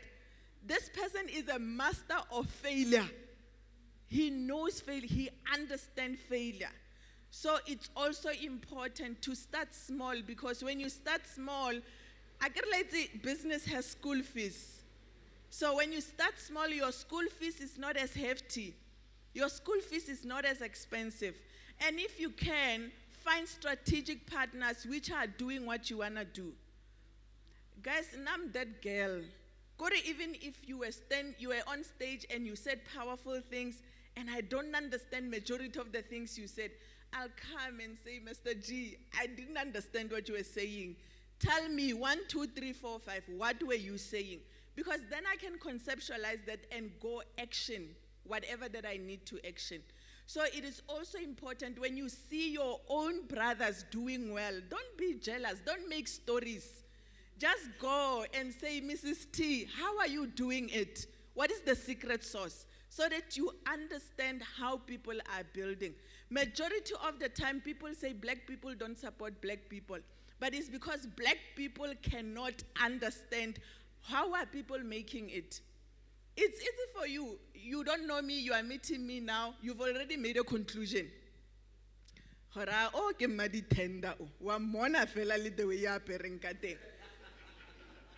it takes away from us. Why oh my God, he's such a brilliant man. It's a problem. It's a massive problem. And you hear black people, somebody say it's the highest level of hate speech I hear. I will never support another black person because I don't trust them. Excuse me. This is how we're not going to build the ecosystem. And this is how we're not going to win. Which takes me to my next point. We cannot own the value chains by ourselves. We are too small. Value chains are worth billions in US dollars, by the way. And I cannot do it alone. So I need a collective of us to organize ourselves and go and pitch something. So we're busy with a multi-million project. I sent Abuti a few pictures and stuff for something that we're doing. And when we went there, the minister said to me, Refilwe, you need to organize yourselves. Because when you are organized as an energy sector, your voice is weightier. Do you see that? Now all of a sudden I can pitch at a couple of millions and I cannot pitch at 1,000. Because for as long as you are alone, guys, you will always talk 100,000. You can't talk those things because you don't have capacity. But when we organize ourselves, we create capacity to do that. Right? So even when we are in gatherings like this, find your people. Find people who are in IT. Find people who are in funeral. Find people who are in the space that you are in, because you can organize yourself and you can access big things together. And don't be afraid to share. I mean, I said we've got about 6 businesses. I'm not 100% shareholder. In some of the business, I'm actually a minority shareholder. But it's better to own 10% of R1 billion than to own 100% of nothing. It's actually a better thing. And you also share the pains with your partners. Do you know how painful it is? Urkidi 25, adikopani. How fit up and down, Mrs. T. But sorry, that thing, you go shop right, people are waiting for their salaries. They wanna go buy groceries. When you know if you've got a partner, you are able to say, dude, what can we do? So let us not be scared to partner with people and work well with people. I think this one, I learned it very young in my entrepreneurship journey. You have to measure your success. Because if you don't measure your success and you don't define it, social media will do it for you. Because you might be doing so well, but according to social media, you are not driving a Range Rover, you are not staying in this particular suburb, you are not doing these things, you don't have a particular handbag, and therefore it means you are not successful. So you have to measure your own success. So when we were building businesses, my success had always been impact. So I remember we had a lady, and even my strategy had always been that I will go get people that don't qualify them, get them into the business. And at the end of that financial year, this lady had moved her family out of a 2-room shack, and they had built a house cash.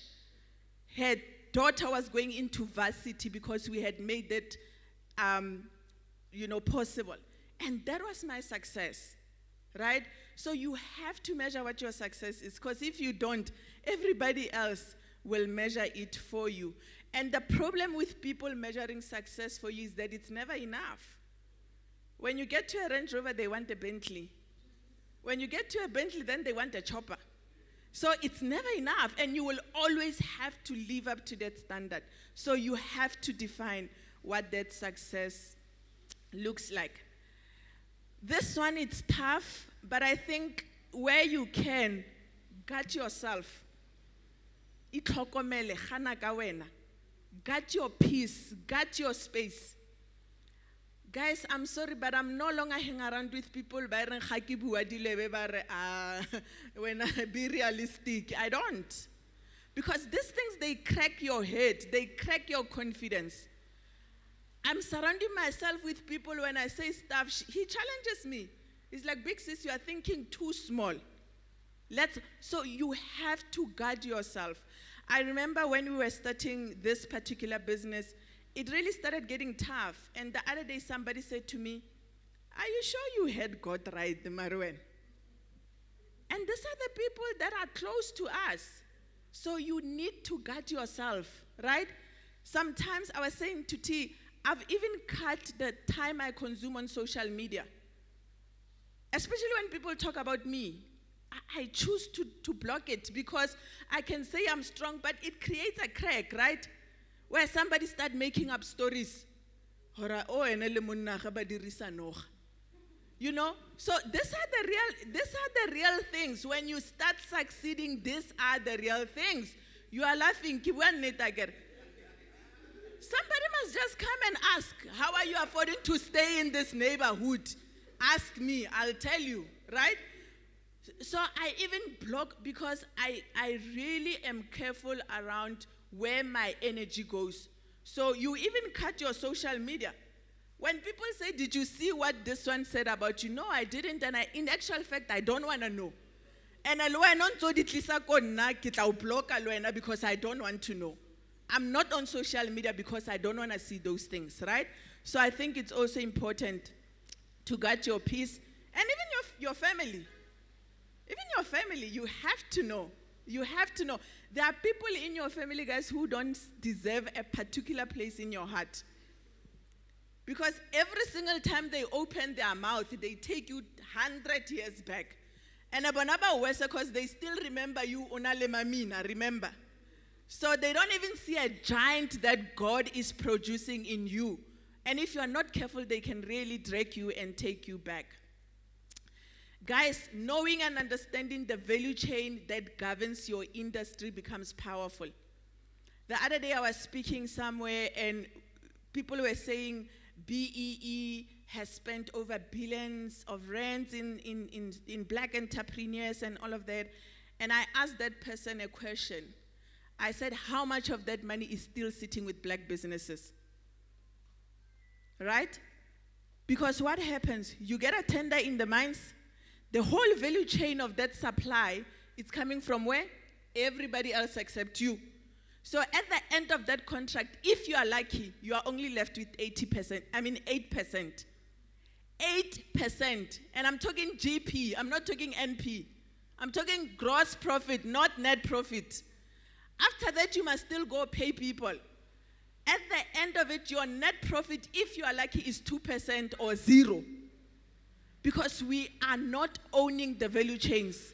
So practically, we started And it's okay. I said it's okay to start small. We started a PPE manufacturing business, but we were just doing supply. We were taking from somebody, then supplying. Then we started bringing in machines. Got the stuff, branding, then supply. And then we started manufacturing certain overalls. Do you see how you build your value chain? Before you know it, the money locates, it goes around like this. And sometimes be smart. Build different divisions that allows you to be able to service your core. The same thing. We are in the energy sector. We started just being a distributor. Now we are starting to attack the value chain. We are bringing our own bulk tanks. We are bringing our own cylinders. We are bringing our own technology, right? We've signed one of the biggest MOU with Kenya to bring a particular technology in the country. So these are the things that we do. But you do them only if you understand your value chain. If you don't understand your value chain, you can't do that. Get a mentor, get a coach, and get a sponsor. Right? Get a mentor. This thing, especially men, you govern yourself. That thing, it doesn't work. You need people who can reprimand you and say, gentle, sit down. You are losing it. This is not how things are done, right? I think for me, a sponsor is the most critical things today. It's actually better than a mentor. A sponsor is somebody who gets into rooms that you don't get into and mention your name. It's somebody who's able to close a deal on your behalf, right? So I think get yourself a good sponsor. I think we spoke a lot about collaboration. One of the scriptures says, one chase 1,000, but two chase 10,000. Do you see that? We are able to accomplish much more if we actually collaborate. I think the last one for me is just be trustworthy. Tsepecha. Let people trust you. Guys, this thing out of 100,000, then you don't deliver, then you run away. And on the other side, there was R1 million.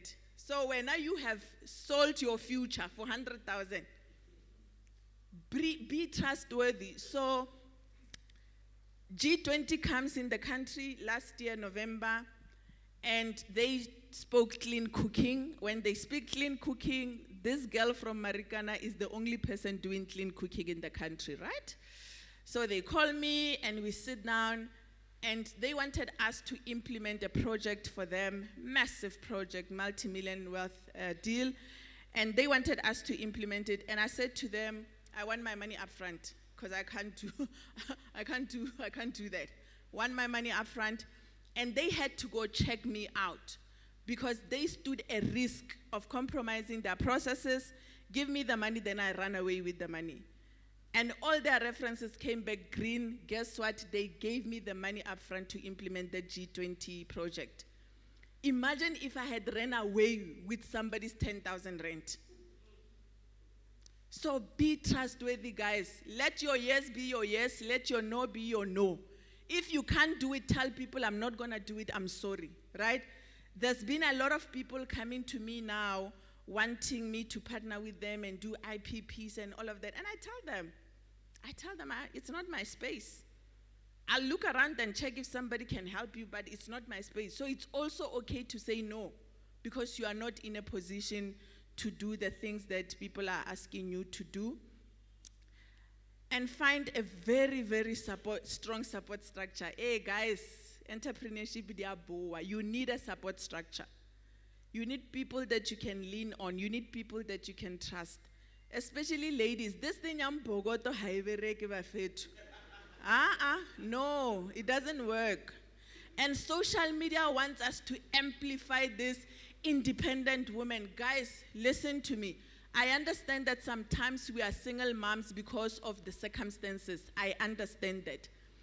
But being married to a good husband is one of the best advantages that I have as a businesswoman.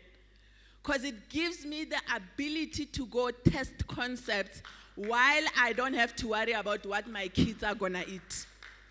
Right? Because when you're a single woman, you don't have time to play. You don't have time to test ideas. What? Taking 3 million into a project that you don't even know if it's going to work out or not? No. So social media is busy amplifying gore it's good to be a single independent woman, what. No, guys, it's not even the structure of God. The structure of God is that a woman will have a good husband who takes care of things while you do what God has called you to do. So being married to my husband has allowed me to achieve many, many things that I wouldn't have achieved if I was not married to him.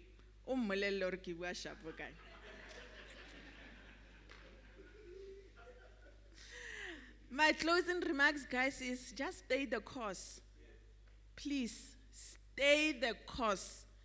I always say, I'm sorry, Majida, I can't explain this better. But for women, I always say, a business is like having a child. You know, when you're a first-time mom, you don't know, you just don't know, but somehow God puts this thing in you. When your child is not well, you know your child is not well. Right? You know that thing, ne? So a business is about that. Sometimes we can't prove concept. When I started the energy business, nobody wanted to fund me because they said, we've never funded this before, what. And I had to put my own money in this business. Today that I'm starting to win, they are writing me letters every day. Even the ones who rejected me, now they are running after me to say, and I'm making them wait, because now I'm in a place where I can make them wait, right? So business, it's really tough.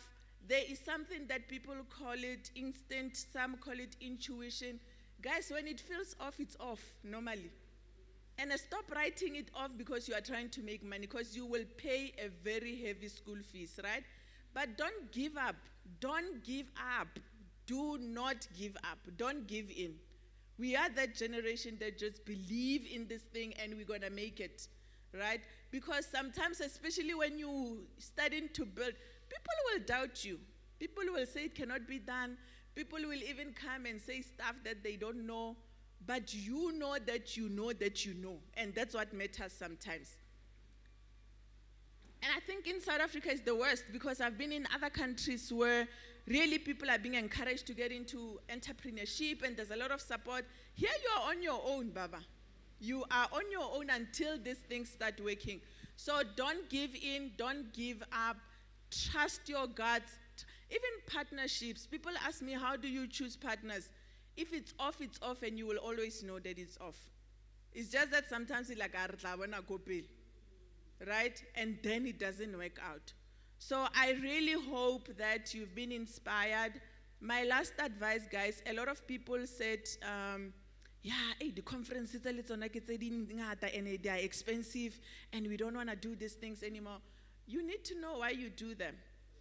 So if I were you, I've listened to the speakers, I'm going to meet people, take notes. Even the way I save people on my phone, you save them with notes.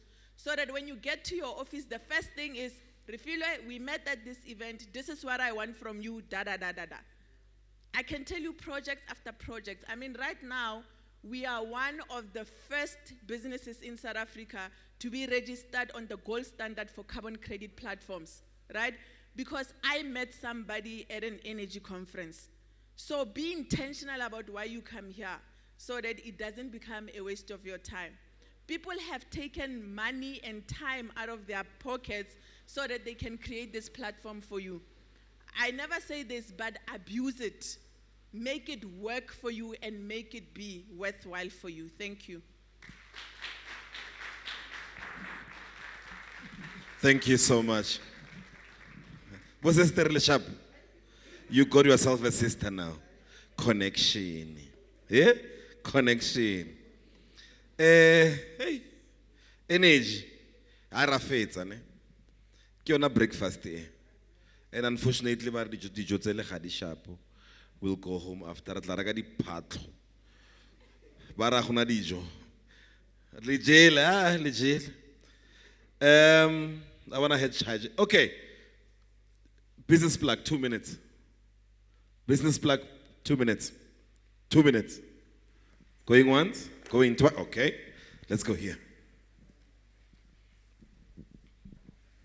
Good morning, ladies and gentlemen. Lebitso la ka ke Mojalefa Motlana ke tswa kwa Tlapa.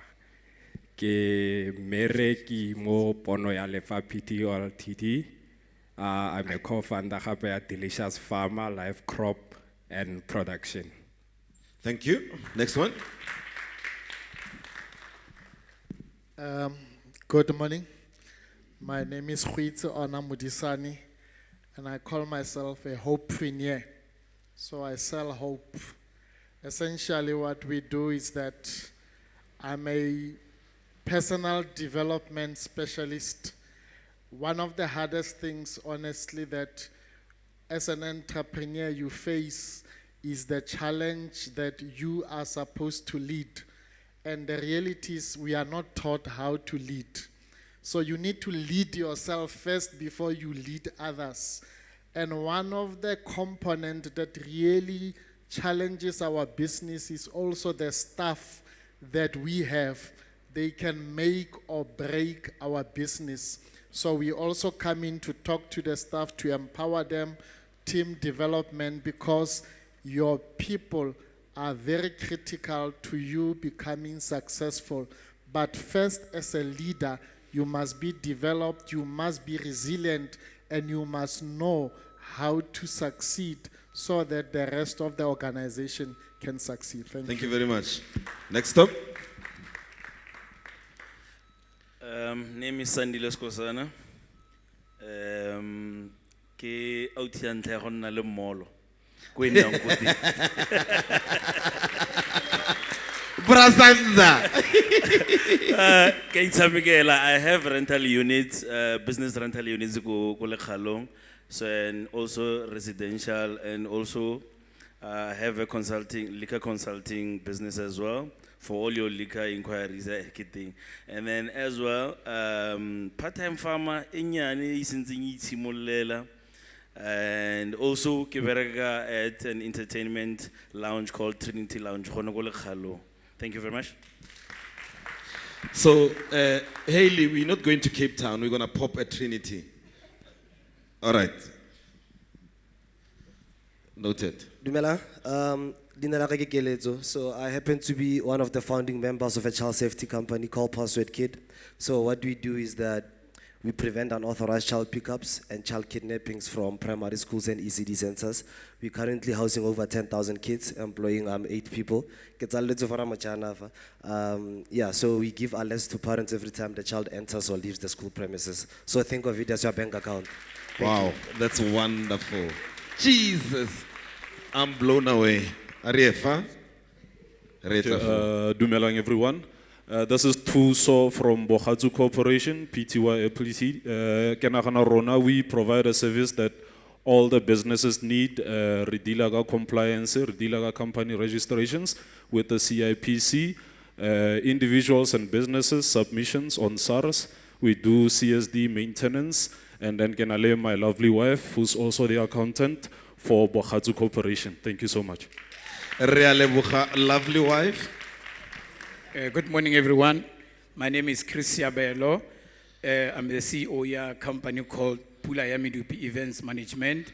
Rabaraka Media, Rabaraka Deco.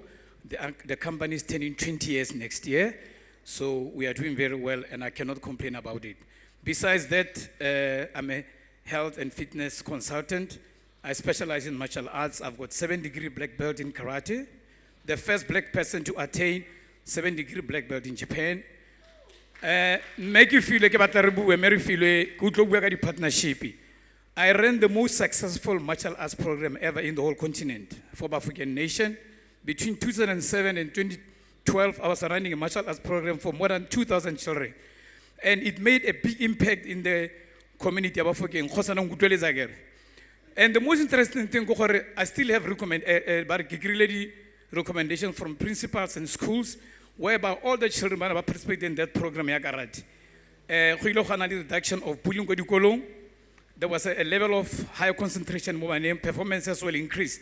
Unfortunately, due to, I don't know what I should call competition or challenge, other sports officials didn't like the fact that...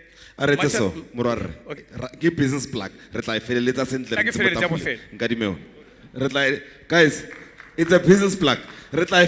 Just do this, introduce yourself. It's from there. Because nako ya rona e chaile. All right. Hello, Haley.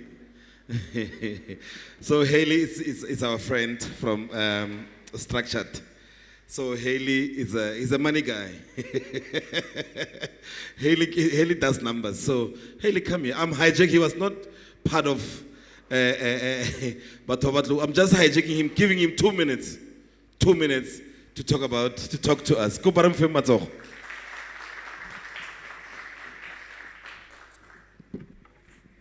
Good morning, ladies and gentlemen. I would like to lean on all the protocols that have been observed so far. And, you know, Keho always does this every time. You know, without preparing, without anything, he will say, you know, come to the stage and share some insights. But it's a really important thing for us to do, to share insights about business. All of us sitting here around here, we're all entrepreneurs. We're all masters of our businesses. And there is one thing that I would want to share, to talk about today. It's about compliance, right? And so, but before I go further, I would like to just appreciate what Jendo, Tirisano, and Keho are doing in this space. You know, and it means something to some of us, because if they were not going to be imparting value by inviting us today, I don't think we would have graced this code and say, no, let's go and participate in this event. But today, I really feel challenged by the various speakers who came before me, Jendo, Tirisano, and Keho. You are challenging us every day, and that creates a sense of purpose in all of us, and you are intentionally doing things the way you're doing things. We really, truly appreciate how you're carrying the business, and also how you're carrying Pyramid Foundation. If you were not challenged today, I don't think all of us will be here today. All right. Gentlemen, we need to reflect on what Sisi Refilwe has said earlier. Are we good husbands? Are we complying in the spaces that we are supposed to dominate, basically our homes? Are we complying? Sisi Refilwe, thank you so much for sharing with us your speech about having a good husband. And I think it's a challenge to men around here to say, are we the husbands that we are supposed to be? Are we complying with the word of God, and are we complying with the principles of how we should be living life? But before I go further,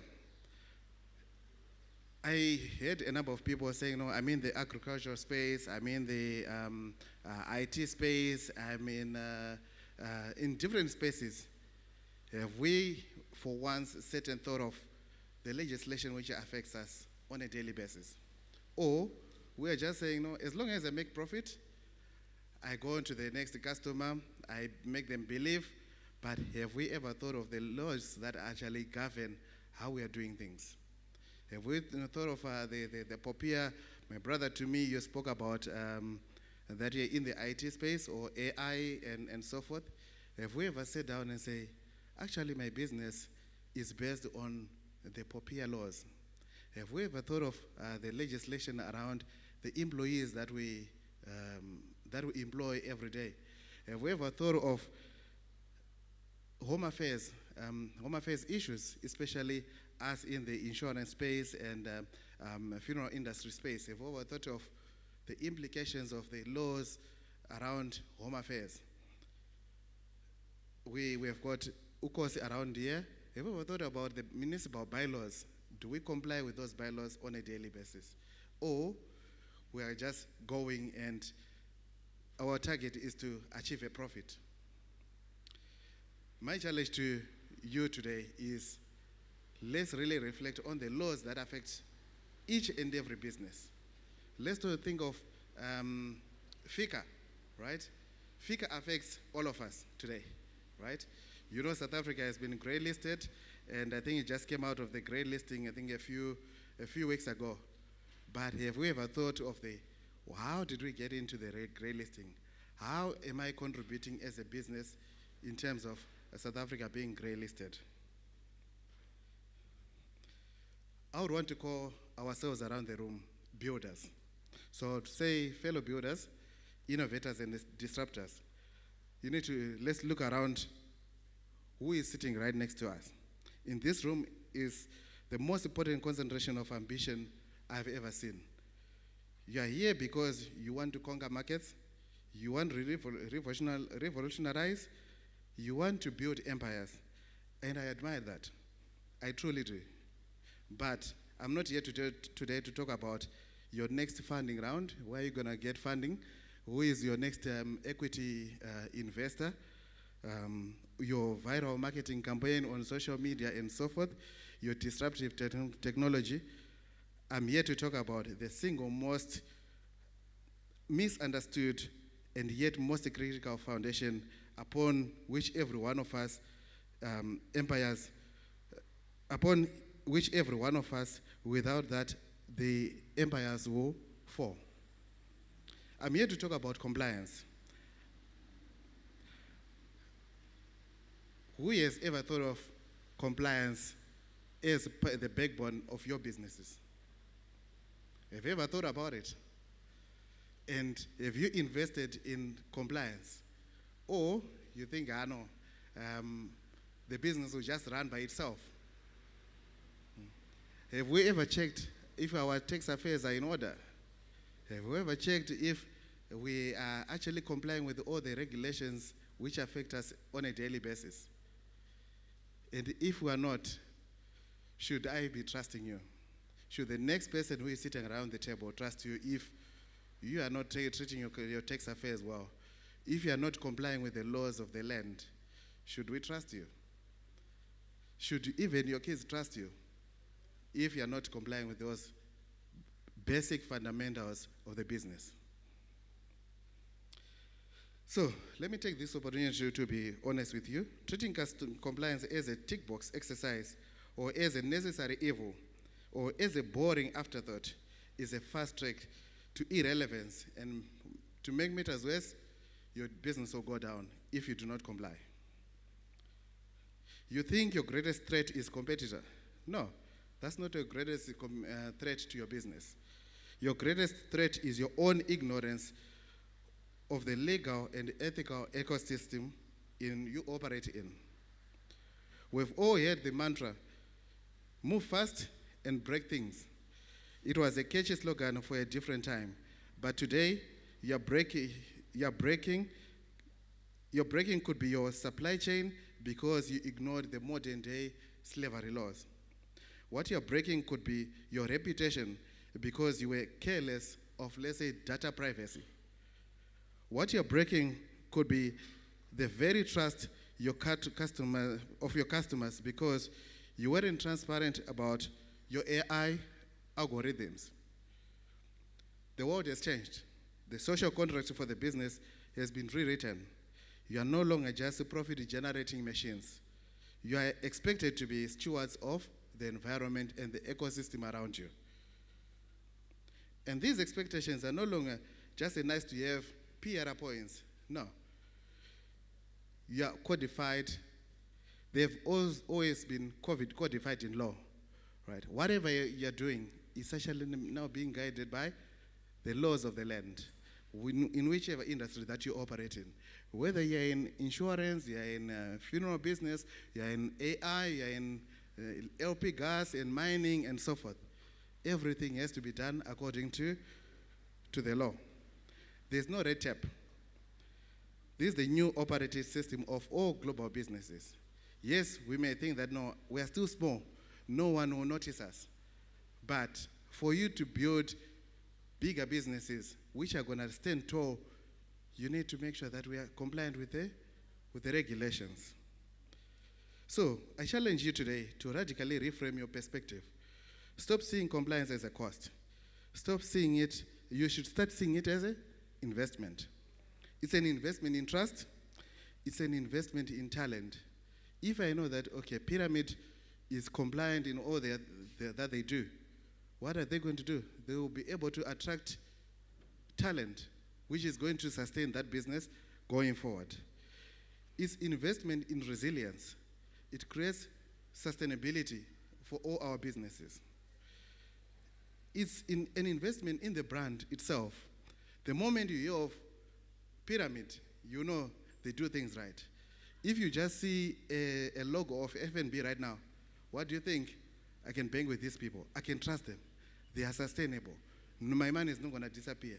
It's because they have built a reputation based on the laws of the land, the Prudential Authority, the laws around the FSCA, your FICA, and so forth. So now you can walk around and trust them. Let's challenge ourselves. Do you think a customer can walk to you and trust you with what you do? And if you're doubting yourself today, let's reflect.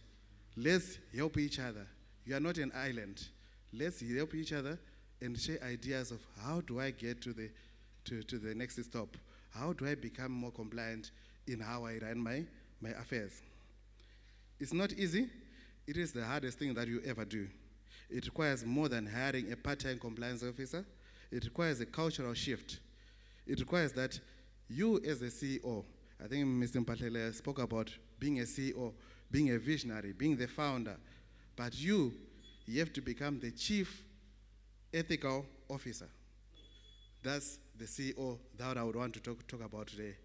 Not chief executive in terms of strategy and so forth, but you personally have to be the chief ethical officer in how you run your affairs. It requires that you bake compliance into your product design, your hiring processes, the strategic planning that you go for each and every year. Do you consider compliance as part of a critical aspect in your business? I think I know what you're thinking. This will slow us as a business. We are going to lose money and so forth. I say it's the only thing that will allow you to speed up sustainably. A race car without brakes isn't fast. It's a death trap.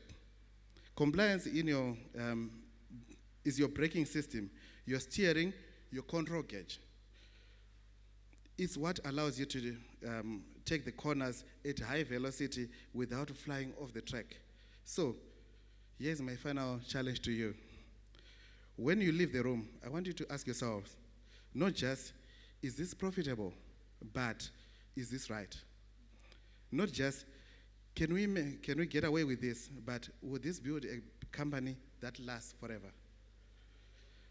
The entrepreneurs who will define the next decade won't be the ones who simply build the most disruptive app. They will be the ones who build the most durable, trusted, and responsible enterprises. They will be the ones who understood that the true power doesn't come from skating the rules, but from building a business so robust, so ethical, and so compliant that it earns the ultimate prize, the unwavering trust of the world. That is the empire that we ought to build, all of us around the room. So now, I would want to challenge you, ladies and gentlemen, let's go out there, let's build businesses that are resilient, that are trustworthy, that have got a good reputation, that if we Google today, or if anyone posts on social media, you know it's a business that you can trust, not the business that you would want to run away from. Ladies and gentlemen, I challenge you, let's go and make money, but let's make money ethically. Let's be compliant at every cost. I thank you. Wow. I wish things that we usually don't love to talking about, compliance. I too, so they just sold your business, my man. All right, we have our last speaker. He's our little brother, this man. Oh, sorry, Khosan. The pun.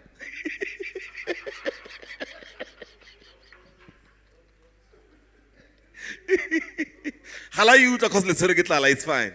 It's fine. I mean, this boy, man, he just humbles me, man.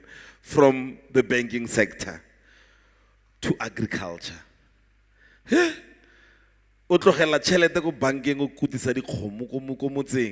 Think of it, eh? But he's got a very interesting story. I mean, he's doing good in the space. I mean, he's doing very well, man. So, talking last push. Come on stage and share his story.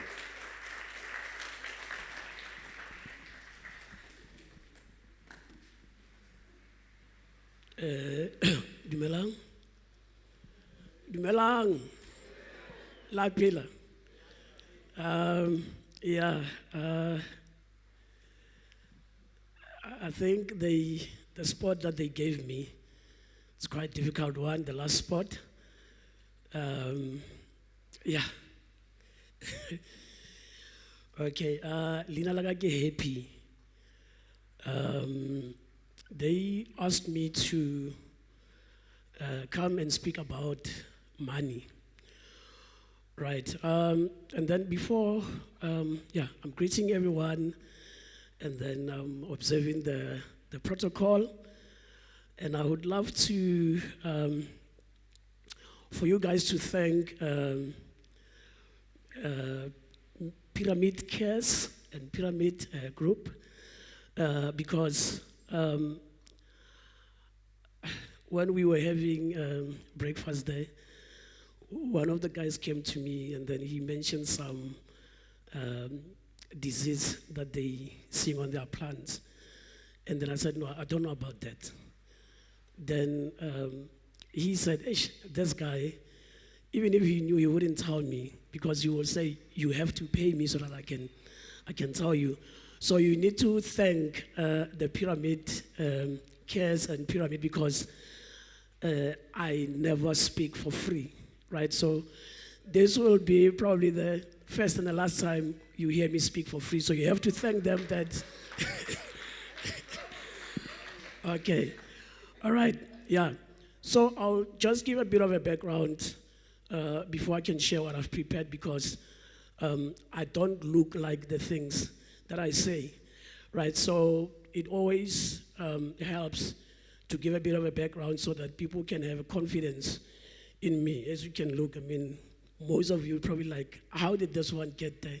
Because I don't look the part. Right. I'm an accountant by profession. Yeah. I worked in corporate finance for 7 years. Then 2019, I resigned from my job to start my own accounting practice. So the plan was to help small businesses build wealth, or in simple terms like Rai Williamole, to help people get rich. Right, so I started in 2019, but I discovered something that although, I mean, I hold a degree in finance, I've worked in finance for a number of years, the systems and the principles that I was trying to teach my clients, they were not getting richer. I would have one client year after year, same balance sheet, those people is not getting richer, right? So it was either two of these things were true. Either the systems that I'm trying to give to them, they're false, or these systems are true, they are just not applying what I'm teaching them. So I needed to build something that could test these principles if they were true, right? Then I started a project called Morohom Farm. And when I started, I was not passionate about agriculture. I just started this to say, I want to demonstrate the finance principles, start something small and grow it big.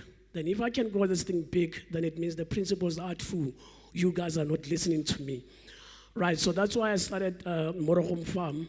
And because of time, and there's a lot of achievements that the project has achieved. So because of time, I'm just going to summarize, because if I were to talk one, then it would take a lot of time. Yeah, but to date, we've been able to raise finance for the project to the value of more than 7 million rands. So last year alone, we raised 2.5 million rands for the project. This year, we've already raised more than 3 million rands for the project. And then all these other years, like I've said, I'm not going to mention all these other years. So I just want to share with you some of the simple principles to say how did I manage to build a project of this magnitude in 5 years. Like I said, I just started in 2019. And I'm humbled that, I'm sitting in the midst of people who've been doing this for longest time. And I'm confident that at 10 years, then we'll be talking a different story. So, and I'm going to try to make this short because I'm a coach, I'm not a speaker. Right, speaking is coming here and talking things, and then leave. I'm not used to that. But coaching is, trying to see where people are lacking. So before, I just want to test your understanding so that I'll be able to share with you. We all want money, right? All of us. That's why we woke up, in this cold weather and came here. But I'm just going to ask a question. What is money? So that I can engage you. We all want money. What is money? That's the question. Okay, I think, is that a hand? Okay. It says it's a power to purchase. All right, okay. Okay, it says measure of value. Okay, and the reason why it's very, very important that we need to be able to answer this question, you need to realize that you can't control what you don't know. You can't control what you don't know, right? There's a cell phone. A cell phone, you can send money with it, you can make calls, you can have a calculator, you can take videos or pictures. But if you don't know this thing, you can't control it to get those benefits from it. It's the same thing with money. So if you say you want money, but you don't even know what money is,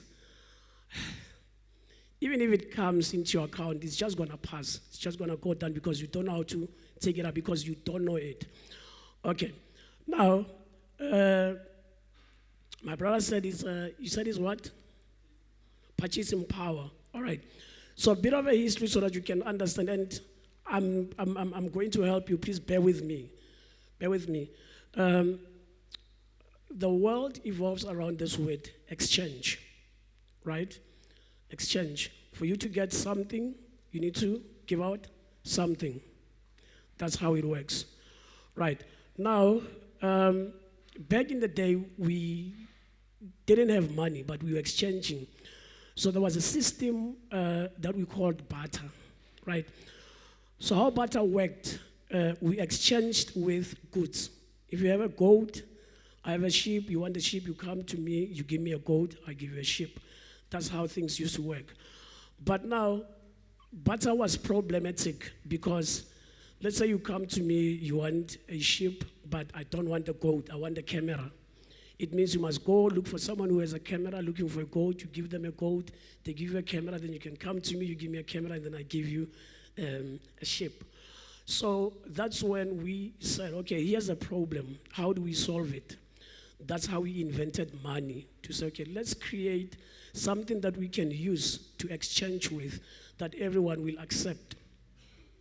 And then that's how money was invented, to serve as a what? A medium of exchange, the thing that we use to exchange with. Okay, that's money at the most basic level. So it means now the engine for money is this word, exchange. For you to get money, you must give out something in exchange. That's how money works. It's not about luck. You must give out something so that you can receive it. Now, the question that I want to ask now, why would anyone give you their money? Because that's what you guys say you want, capital raising, the subject that I was called to speak about. Why would someone come and give you money? Okay, now, everything that you have to pay for, there's a reason why you pay for that thing. For example, now you guys are paying attention to me, right? There's a reason why you're paying attention. Why are you guys paying attention to us? Because you believe that there is usefulness in what we give you. That's why in exchange, you're paying us with attention. If what we are giving you was not useful, you are not going to pay this attention, right? So every time when you pay out money, it is because you are getting something that has use for you, something that is beneficial to you. Do you agree? Now let us switch the tables now. With that being said, it means if you want someone to give you their money, you need to give them something that is useful to who? To them. Because that's how people search themselves and say, take. Because you have what? You have something that is useful to me. So you will get what you want from people to the extent that they get what is useful to them from you. I'm going to repeat it. You're going to get what you want from people to the extent that they get what is useful for them from you. Okay, now, in business, there are 3 people that you can get money from. Number 1, the customers. You must give them a service or a product that is useful to them, then they will give you money. Number 2, the lenders, your banks, the people who give you loans. Also, you must give them something that is useful to them for them to give you this money. And then thirdly, the investor. Someone who you say, I need this much, can you please put this investment into my business? You must give them something that is useful to them so that they can give you this money. Right, now, of all these 3, we agree on one thing. It is value that I must give to them. Value is something that is of benefit to them. Right, so all of us, I believe that all of us here, we are saying, my business has value to give out. So if you are not making money, it means, and you're not making money but you have value, then it means what is wrong there may be what? The presentation, how you present your value to the person that you want money from. Right, then I'll give you an example as well so that this can register in your mind. How you get money from a customer. You have a product, you have a service. This is what you guys do. You're going to go to someone that we call a brand designer to say, hey, I've got this product. Can you please design a package so that this thing looks appealing? It looks like it's going to be useful to the buyer. That's what you guys do, no? Right. Then there's going to be someone, they go on social media and then they say, no, but I can create this package for myself. Then they go on MS Word, they create a flyer, and then they put it there. They say, I'm a DJ. No? But no one gives that person money because when you look at this flyer, the first thing that comes is like that funeral poster.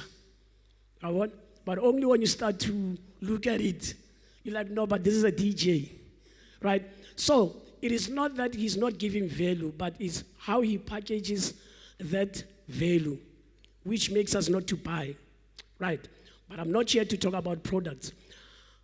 I'm here to talk about money. It's the same thing if you want to get money from these 2 people, the lender and the investor. You need to package your product being your what? Your business. Right. Now, how do you package your business so that lenders and investors can give you money? The box that we use for that, we call it financial statements. That's how you should box it. If you want money, you do what? You box your business into what we call financial statements, because that is the only packaging that these 2 guys see. If you don't have that, I am not going to buy. as an investor or as a lender if you don't have the package that we call financial statements. The same thing that you guys pay the brand designers to do this packaging for you. People who do packaging for financial statements, you call them accountants. This is someone who's going to what? To prepare that package for you, because if you do it yourself, you are just going to be like that guy who's a DJ, but he wanted to design his own poster. You are going to look like it's a funeral, but it's not a funeral, you are DJing. Right? So, financial statements will what? Will help you what? Determine or see your financial performance and see your financial position.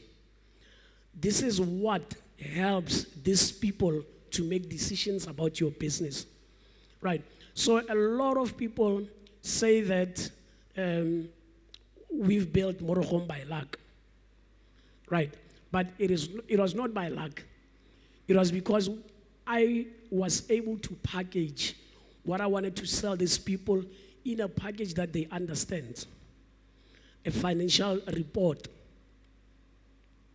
So think of a financial report like your school report. If you are doing grade 4 and then you get your report, then you want to go to the next school. They ask you, which grade do you want to go to? You say, I want to go to grade 5. They say, show us your report so that we can take you to that level.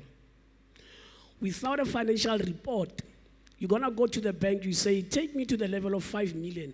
They're going to ask you, show us your last report so we can see whether you've been able to handle 1 million. If there's no report, we can't take you to the next grade. That's not a miracle. That's how things work.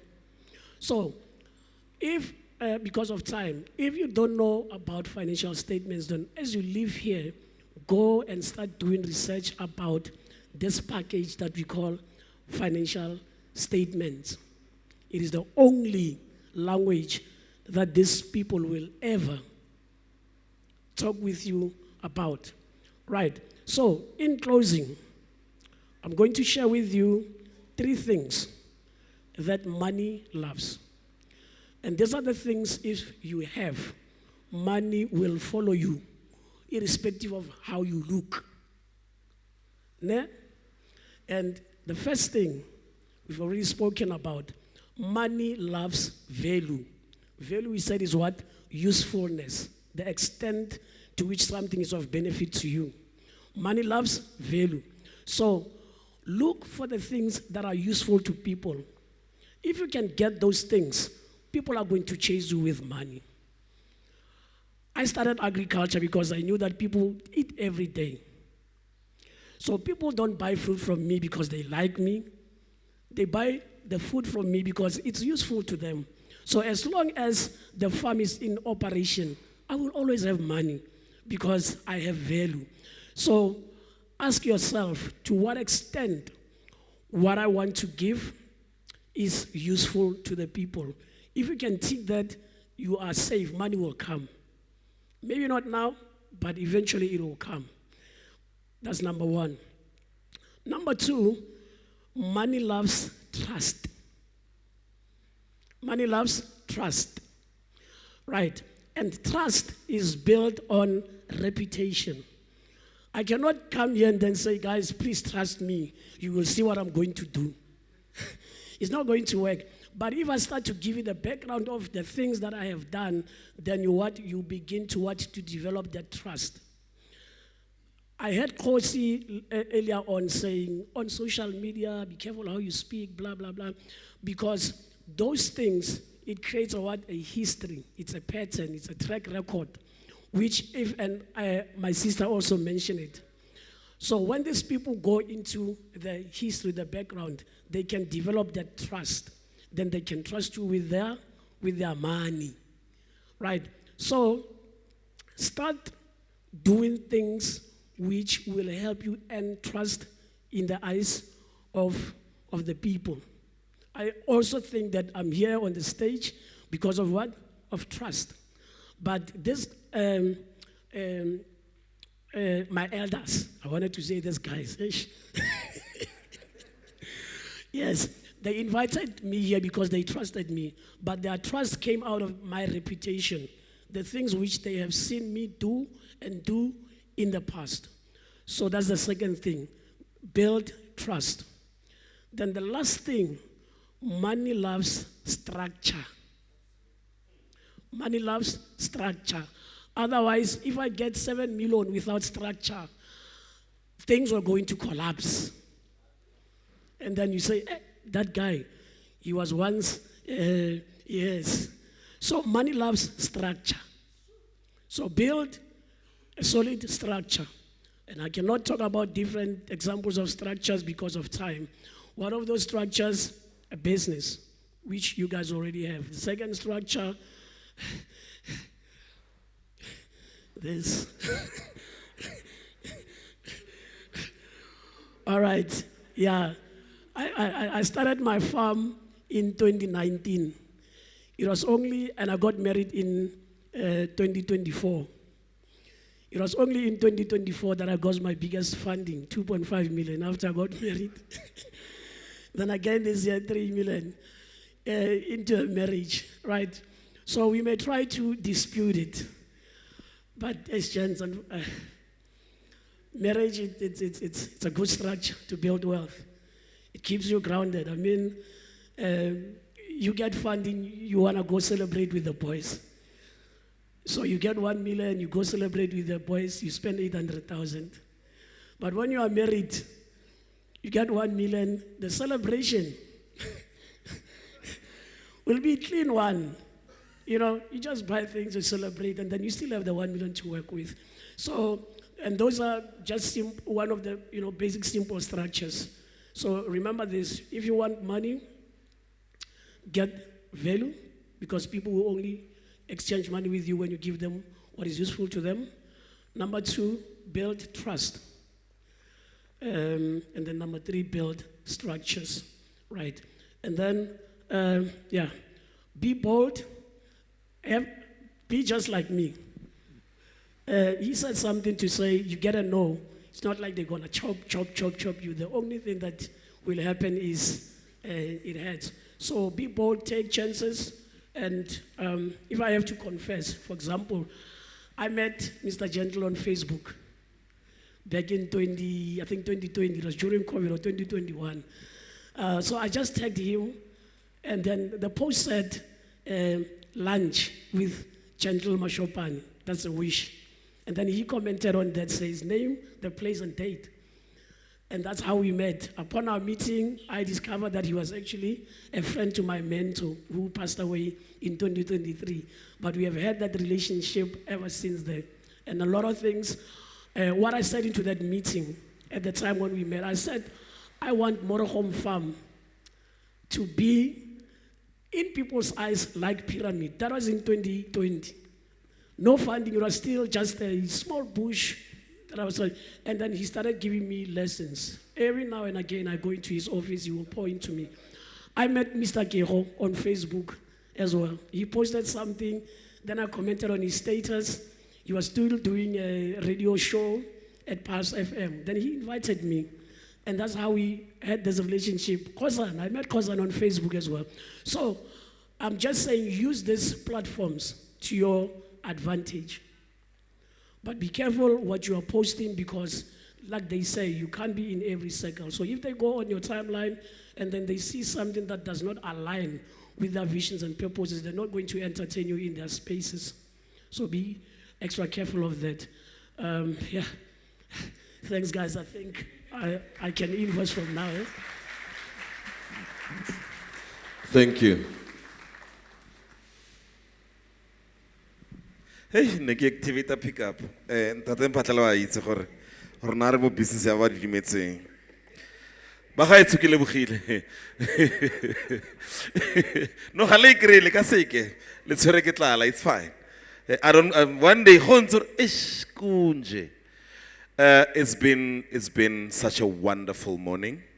We have learned. I got and then it's nako even re start late because we said by 12 o'clock. So what we're going to do now is, our speakers, I want you to go dish, then so that re kgone batla prepare ditafole. We sit have our breakfast, but re kgone go etsa Q&A sessions, re botsa dipotso and advertise and plug our business also on that session. Gore re fetsa e be re tswalla e be re tsamaya. So gona le ausi o Lerato Sedi ke potla ka.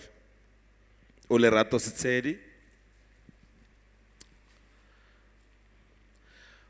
O Lerato, I want you to, you've got a business. Yes, I want you to talk about your business. I'll tell you why I said she must say so. I give you 2 minutes. Ne?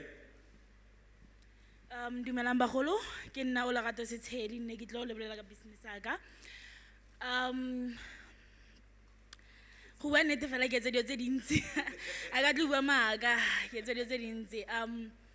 I'm hustling, khale ke simolotse, but then ke simolotse ka manala. Khale ke rata go etsa manala. I'm a very creative person. Ha ka tlo bua maaka.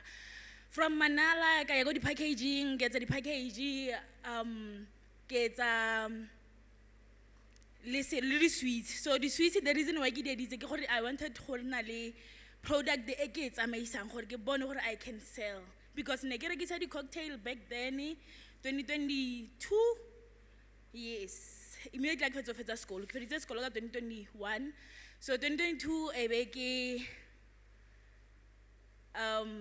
yes, e be ke go rekisa di cocktail ko Marcos, the biggest tavern ko Phuke.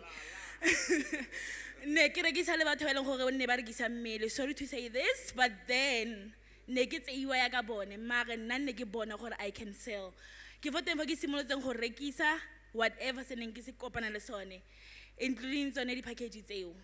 So ke rekisa, the name of my business ke Invisible Store.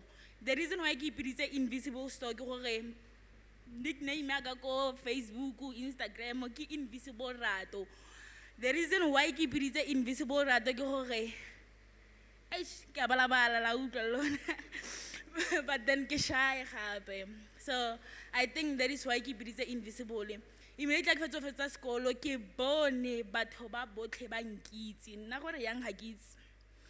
But then yeah, ke a leboga.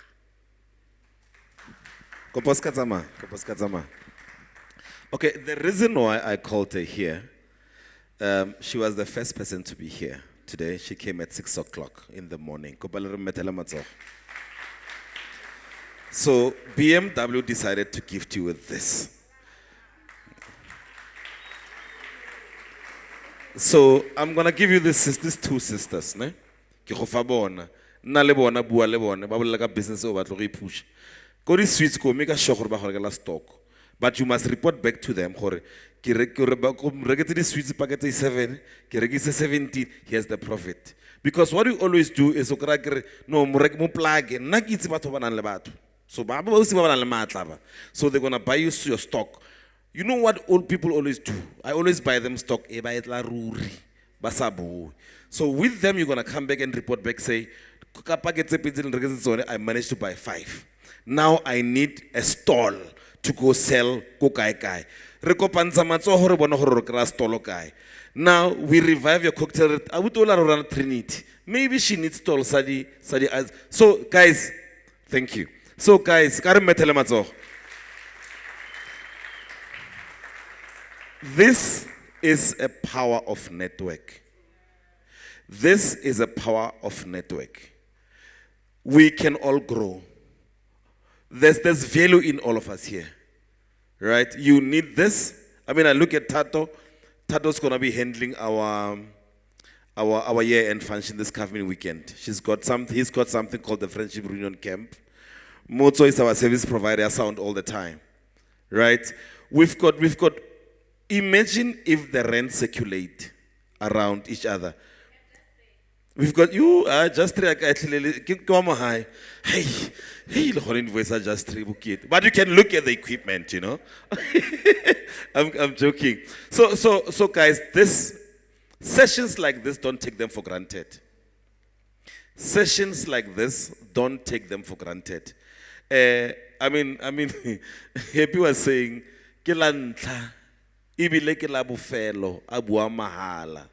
you You get, so take advantage. I said somebody was talking about crop somewhere here. Have a conversation, take advantage of that, take contact, right? So that re kgone go ya go pele. Unfortunately, nna go bereka nteng, ke bereka le kasi, so ga gona gore ka network a le nna wa bona. Unfortunately, nna ke bua le batho ba di dimetseng. So bagaetso, thank you so much for your time. We're gonna take a break, eat. Here fetsa go ja break. A ke re ne ke re ke starta tsele. So gona nong ke breakfast, main ya breakfast. Then in the process, I'll have a mic going around so we can ask those questions. We can also advertise our business. Thank you so much. Then re tlo closer after Reja. Ke a leboga. Break time.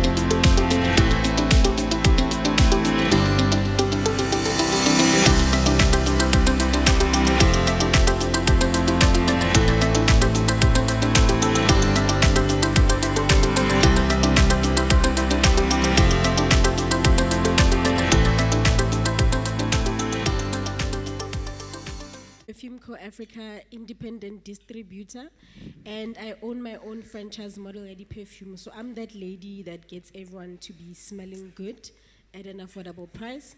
And then I also run my own luxury gifting company. So now that we are going to the end of the year, I'm the lady who will do your year-end function, corporate packages, Christmas, family, and so forth. So now my question, I would like to direct it to OC Refile about how do you, I don't know if my wording will come out correctly, so I hope it will. Oftentimes, I would maybe have like a business idea, and then maybe I'd like to pitch it to a potential sponsor or investor. How do I get whatever I'm thinking to sound business-like? How do I package it correctly and it's not just small talk, if you understand me? Yeah. So I think Abuti spoke about packaging ideas, and maybe let's start from the beginning. Every time you've got a business idea, you need to stress test it. And I always say, don't test it with your friends, because if your friends like you a lot, they might tell you it's a cool idea, right?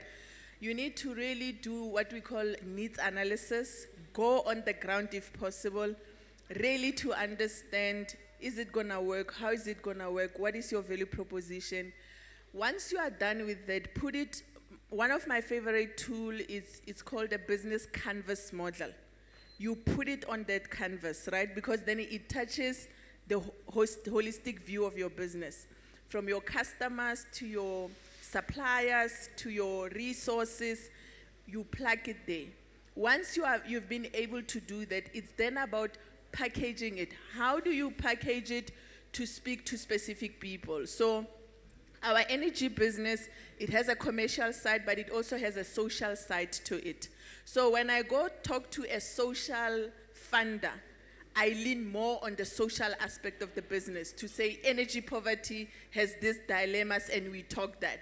But when I talk to a money guy, we then have to prove how we can grow, amplify, and make money for him, because his interest is, am I going to get my money back?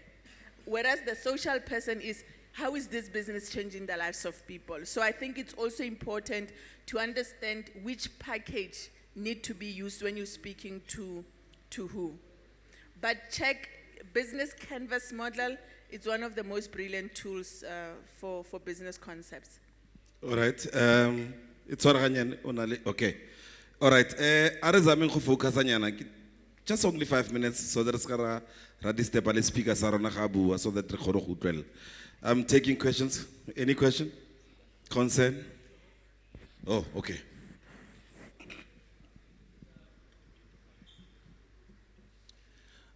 Good morning, everybody. I'm Gosnati Milanzi, and this morning I'm representing Book World.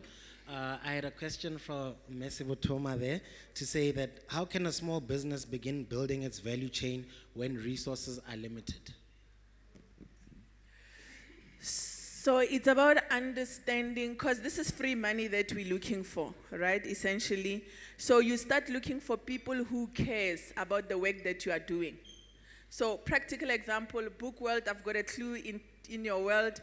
So you would want to understand who cares about the literacy of kids, right? Who cares about your mission statement and your purpose statement?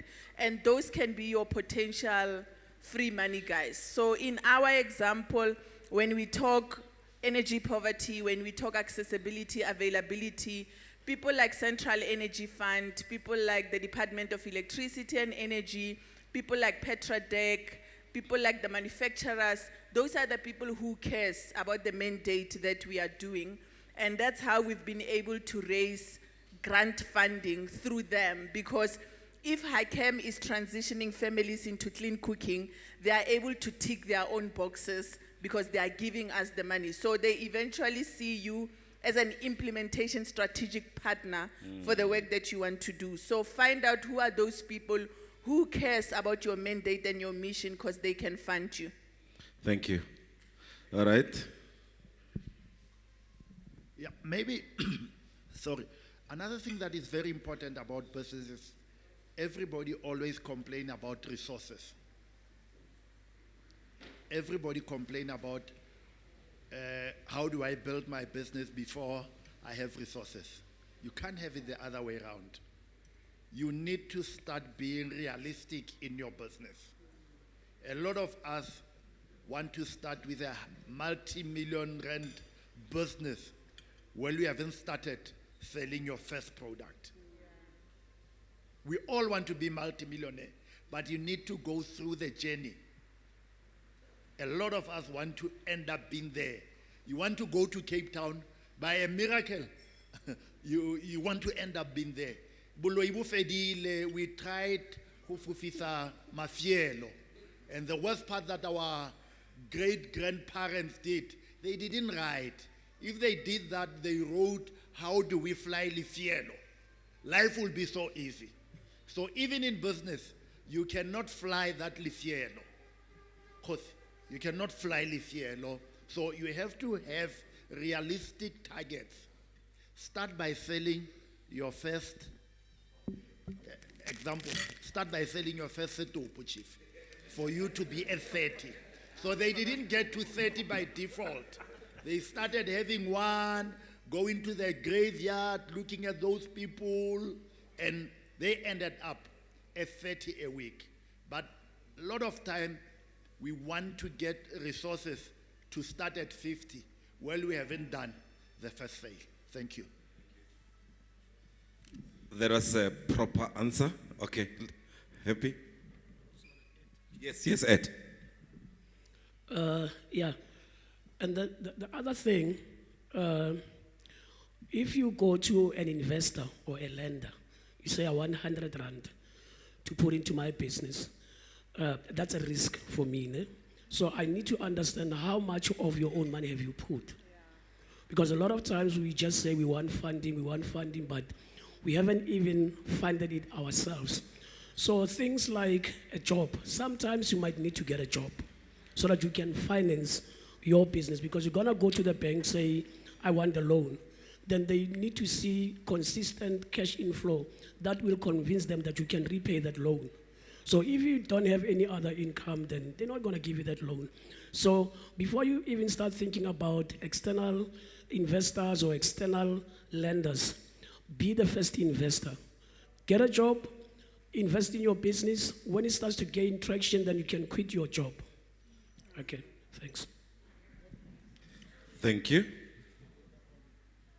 I think Eli just sparked, Happy just sparked something on me. So he spoke about Tapelo, our friends. Not your friend, it's my friend. It's your mentor. So one of the things, I mean, a lot of people, they know Tapelo. If you're in business, you know Tapelo. So I used to work at the mine as a section manager for chemistry. That was a good position, very high position. What Tapelo used to call me was, you are an entrepreneur, not intrapreneur. And then he said, you gotta leave this job thing. And I said, Tapelo, but I cannot, man. I see you, my friend, you and Wayne are struggling. Even the car that you're driving is mine, Tapelo. You don't have a car, you're an entrepreneur. At least let me be there so that when you can go hustle. This hustling thing of yours doesn't work. He said, okay, sharp, it's okay, but set yourself target. Start a business, be realistic. You cannot hustle in an empty stomach, guys. The stomach doesn't know your dreams. It needs food. It doesn't know how dedicated you are, how passionate you are about the business. It knows when it's hungry, and it will tell you. You will collapse, you will cry. Like when you come to people, you want to pitch there, you see a biscuit next to my table, it's distracting you. You must not hustle in an empty stomach. And the same thing as going to meetings and everything. You want to go pitch to some people there. So I was saying, Papa, and then let's be realistic. Work, get a job. This thing of no, me, I'm going to make it, be realistic. Get a job, work, fund your side hustle. Pyramid was a side hustle. I started Pyramid in 2017. I only resigned in 2020. I had targets. I said, Pyramid must be able to do 1, 2, 3, 4, 5 consistently. You remember, remember we were working together. So you need to set yourself target and realistic to say, the first reality is I have to eat. I need to get a job. This thing of saying, you know me, I'm an entrepreneur using this word loosely. It will make you hungry. Don't do entrepreneurship to write on LinkedIn, entrepreneur, I've got so many businesses, and then we say, okay, sharp, let's go have a meeting, no, I'm going to transport. Be realistic to your struggle. Get a job. And if the job is not there, go volunteer. You will volunteer, and someone will look at you and feel guilty to say, this person is volunteering in my company. They've got a good skill, they've got good work attitude. That's going to open up doors for you. So let's be realistic. Let's not do, I was shocked by that message that you sent me, Kiro, of this real story of this lady saying, I cannot be seen as an agent. You are living, you don't have rent money. You still have to maintain an image. I don't have an image. I have got kids to feed. I don't care what image for what, for who. I don't care. I need to feed my kids. I need to go and do that work that nobody wants to do. Thank you. We need to eat. Papa, Jaya, Mpa, Tlala, meeting. All right, I'm coming there. Dr. Rakuri Kupon Arjing, we need to eat. Pap, meeting.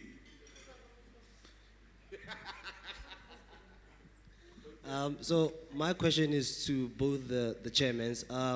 The first one is that what single cost structure threatens your profitability, and which part of the business makes more money between policies and cash-in clients, and how do you measure your retention rate between the two? Okay, maybe let's start first, and it happens in a lot of businesses. The first thing that threatens your business is that, and he will tell me because he's a modern CEO. How did I start the business? I said to you, my first thing was that I had a wife and kids, okay? That was my purpose. Number two, I went around, they told me that mortuaries are a lot, I'm not going to be able to, okay? But what I did, the first mistake that I did in the business was to go around and look for all the pamphlets for the mortuary in the location. And then this one is 10 rand, this one is 15 rand, this one I got in at 9 rand. Okay? Then you start doing it. Your client knows. We always think that we are better than them. They know. People, and he'll tell you, why? They know their time is gone. You think you are smarter than them. They know their time is gone. Okay? Is gone. What's a calculation? Uregisa policy ka 100 rand. Henga di check di 100 rand, that's a 10, the 12 ke 1,002. The 10 ke hona di lo etsa 12,000. And then na Mo South Africa, I will die heke le mosadi at 69, heke le monna at 65. Then he has done his calculations. So the biggest mistake is that we don't cost our businesses. Ra tsamaya, ra ya ko ntle kwale, and do the pricing based on you want to get into the market. It might not affect you immediately, it will affect you at a later stage. That's one thing that takes you that. If you are not able to adjust kanako, you might go down. Okay? The issue is that you need to be able to get in, but you need to be, and this is very important. Let's start going to school. Let's start learning what we are doing. Because costing is a critical point in your business. If you don't cost your business, you are going to be in trouble. Are you answered? Did I answer you? I can leave it but I think.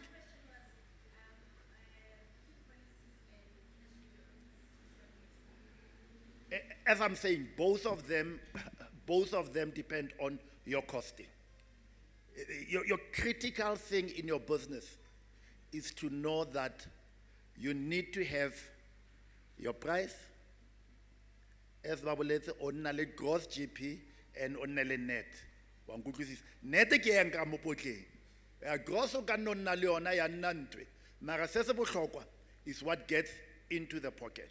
So both of them are good businesses as long as they are correctly cost. Okay? Ai kwa khech. Kiole kwa, kiole. Sasa tsore mic. Then I'm coming here, and then I'm going there. I'm forever ready. All right. First and foremost, I would like to say to the team of the pyramid, I would like to thank you for this good initiative of growing the entrepreneur within the Northwest.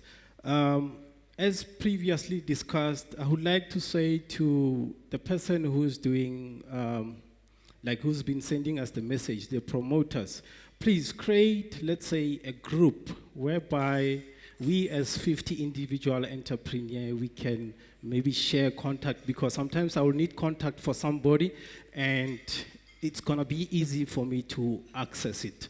Yes, all right, previously, I'm very glad to be under the midst of Mr. Matkopane and Mr. Khadisi, whereby previously I did try and pitch my idea to you in terms of elevating the service of the pyramid.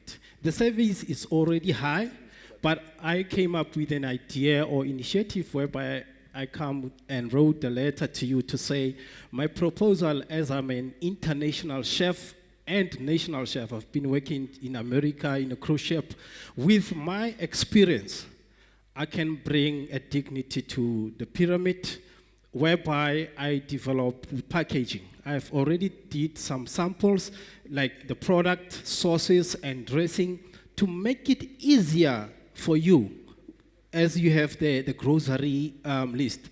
We take it to the people ready to be served, ready cooked, ready prepared. Reason being, we'll be saving time to the people and also will be adding value to the people as well. Instead of people going to the funeral and start chopping and cutting those vegetables, we can do it in a professional way. And the good news is, the things that the idea that I've brought to you, I also pitched it in Standard Bank. And I was able to, out of 873 applicants, I was the top 15. And on the top of the 15, I was able to go to national round of Kasi SMME Standard Bank, whereby I came up with a prize in the Northwest. I was the second position with the 20,000 rand this year. So I want that idea to be sold to the pyramid, whereby the pyramid can come into partnership. I can also do samples. Like you can give me one funeral. I'm a professional chef. I do catering. Give me one funeral. I don't want your money. Just say, let's say, we have a funeral there. Please cater for those people. I will definitely do that with not using your money, using my money. Not your money. Let me use my money and I can give you the invoice regarding that. So I think it could be more easier to add a value into those people. Thank you. I think we got the gist of it. You've got access to us now. I think it's the beauty of this platform. You've got access to us, and then you can take this offsite, and then we speak more about it. But it's a brilliant idea which we can explore more. Thanks. Okay, speakers, please come here. All the speakers, I need to leave. I'm pressed with time. Okay, the speakers ko parekwa ba tse photo a khono gore a khosana khono go tsama. Re here ne? Thank you, Program Director. Chris Yabelo again. Ne ke batla go botsa the experts. We have a challenge as SMMEs whereby we are always discouraged for us to be sustainable as entrepreneurs. We focus on bidding for tenders because these once-off purchase orders, how do you keep your business sustainable? At the same time, there's no future guarantee. But based on my experience for years, I've been involved in business.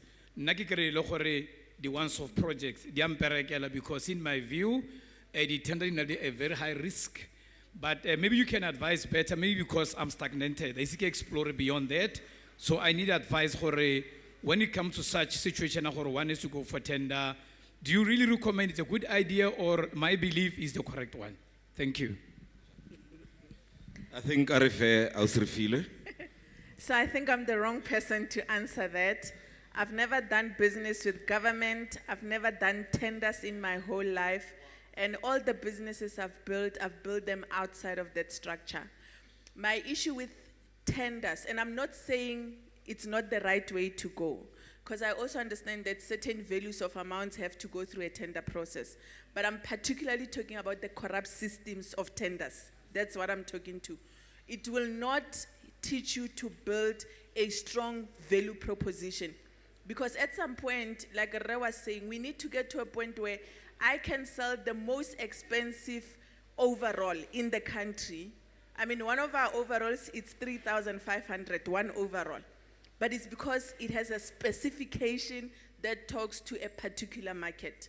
And you can't do that with tenders. And price war, it's dangerous because they will always cut you. If somebody comes with 2 rand, they'll cut you. Somebody comes with 2 cents, they'll cut you. So for me, and this is my own opinion, it's not a way of building a sustainable long-term business. All right, any comment from the panel? Okay, there was another question somewhere. Here.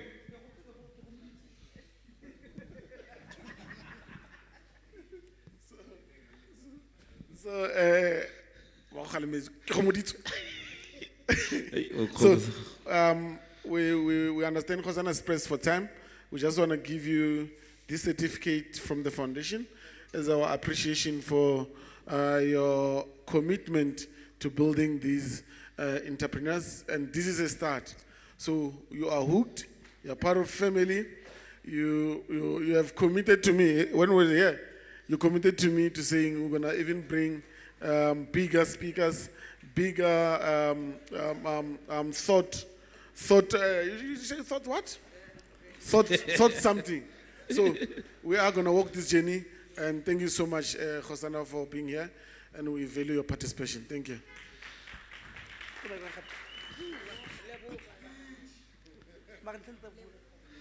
Utla phone. All right, thank you, Khosana. So you can still, those that are left here, they don't have a choice but to stay up until you guys are done with asking them questions. Yes. All right. Okay, dumelang bagolo. Ka leina ke Nkarabetse, I'm the managing director of a company called Weng Project. I only have a few questions to the panel. So, what key strategies helped your business organization remain competitive in a very challenging economic environment? And also, how do you balance growth with maintaining strong operational costs also? Thank you. I'll take the first one. Yeah, the cost it like what the challenge. So, competition, right? So let's say all of us here, when you think about a mortuary, you will think about that they will not in Nagar. it's a space whereby we all thought, it's not something that we want. It's not something that we really want to associate ourselves with. Again. Give me it again. So, in that, I saw that if I'm going to go into a mortuary business, I will fail. And I chose not to go into a mortuary business. I chose to sell a lifestyle. I chose to sell something that people will want to be associated with. There's no way pyramid cars will pass and you don't feel good. You know? So we said, how do we make people want to talk about this thing in a dinner table without them talking about the issue? We didn't even start with the gloves. You guys started with the gloves in the industry. But sometimes you have to wrestle something out of people's hands and make it yours. So we said, okay, we're going to have gloves, and then we're also going to call ourselves glove boys. So everyone thinks we are the first one to start with this thing. Mara, if we want a moshari, let's have one glove pyramid, even if it's the pyramid. Because we created in the mind of the people that we are the glove boys. So our society. We are the glove boy. So you need to look in whatever that business that you're doing.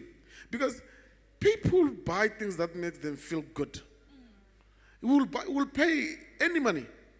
I mean, like we'll say, oh no. You know, when I was still in high school, when we were starting to drink alcohol, I used to say, so the guys who coming from tertiary, they're starting to buy dumpies. How do you buy a small thing for that money? The aim of this alcohol is to get drunk. Why don't you buy the bigger volume? And they get to understand that it's about how people feel. Right? So find how are you going to make people see themselves in whatever that you are saying. You remain relevant. People want to feel good, want to feel seen. So whatever, even if you go brush at the cloud, why must I come? I mean, like, I took my shoes to, there's this guy that washes shoes, Kosantin. And immediately, my guys, we saw the difference between the two guys. Last year, the same spot, this time, the Klatsogi you. But there's a difference. Because the other one is so passionate about it, he put his nature in it. You love your shoes after he washes them. So you got to do something that makes people feel good. That will remain good in the business. That's a little diff.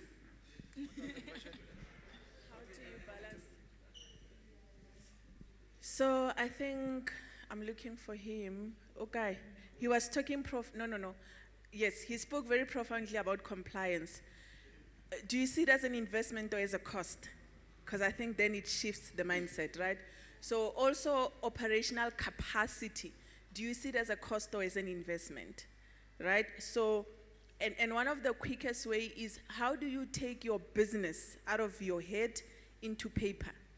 So I think 10 years ago, one of my mentors asked me this question and it sobered me up to say, if you were hit by a bus today and you don't make it to work, will your business survive?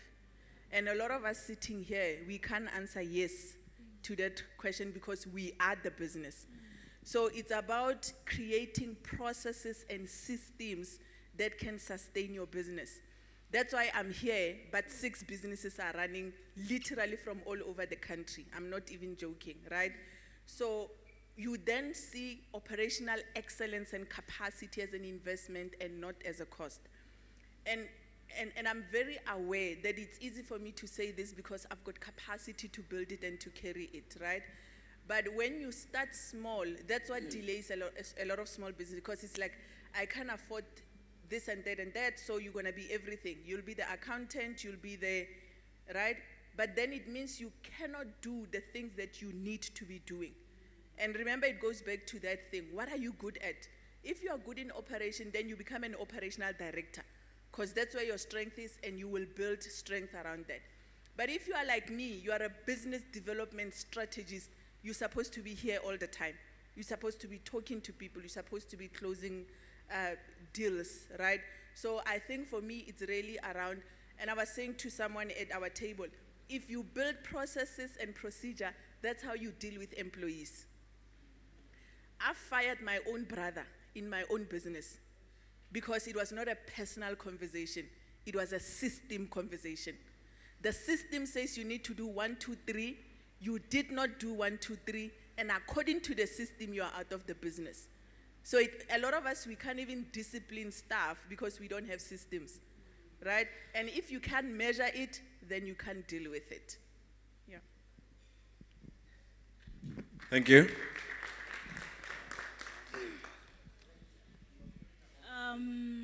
Okay. Maybe another thing that is very important is the issue of growth. Growth is a good thing for business, but a lot of businesses went down because of growth if it's not controlled. Because as an ambitious entrepreneur, you want to look at it and want to. Growth is not an easy thing. You need to finance the growth of the business. So sometimes you grow beyond that thing and people get amazed, how did that business go out of business? Because like with us, to acquire a client, it's a costly exercise. So you will be acquiring client, but for you to make money out of that client, you at least need 3 premiums for it to be that thing. And Hailey will tell you, Hailey, I cannot put it on my balance sheet. I cannot put client on balance sheet, but I can put it on an insurance balance sheet.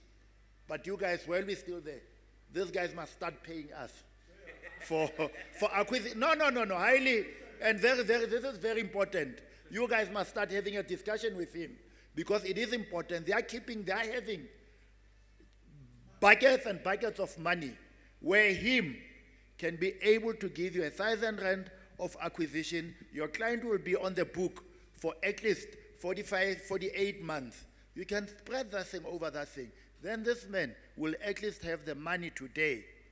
Unlike having to have it at a later stage. You never get to live to see that money. Thank you. So I've negotiated something for you guys. Hailey, give us the money. The money. Okay. Okay.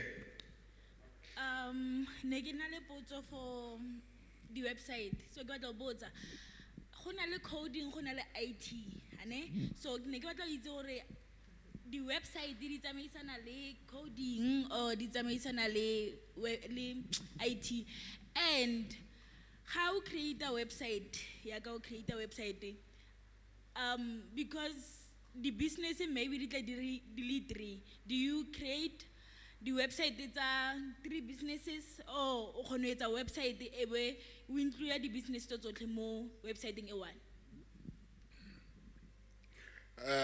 Okay, another way, the way you level thing, okay, I think just to answer your first question, you need a coder to develop a website. That's how it starts. So it's 2 different things. I could say the website is a garden, but you need a gardener to create that garden and maintain that garden. In terms of having to have 3 websites for one company, depends. It depends honestly on how your company is structured. Some people have holding companies, and then they'll have a main holding company, and then or some people have a company with multiple products, and then they'll just include those products into that one website. Or you can then decide that each company or each service or each product will have its own entity. It will be its own entity. It will stand alone, and then you can then have 3 different websites. But it's up to you at the end of the day how you want to structure it. But start off small. Start off small. If I mean, you don't need to be. Each entity doesn't need to be separate. If it's one thing that you can run alone, then start off just as one company. It's you said it's invisible store and invisible store and nail bar.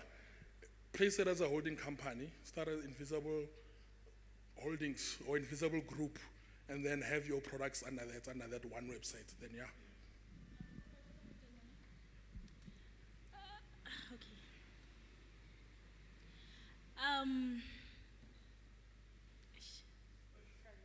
I don't know how to put it, that is why.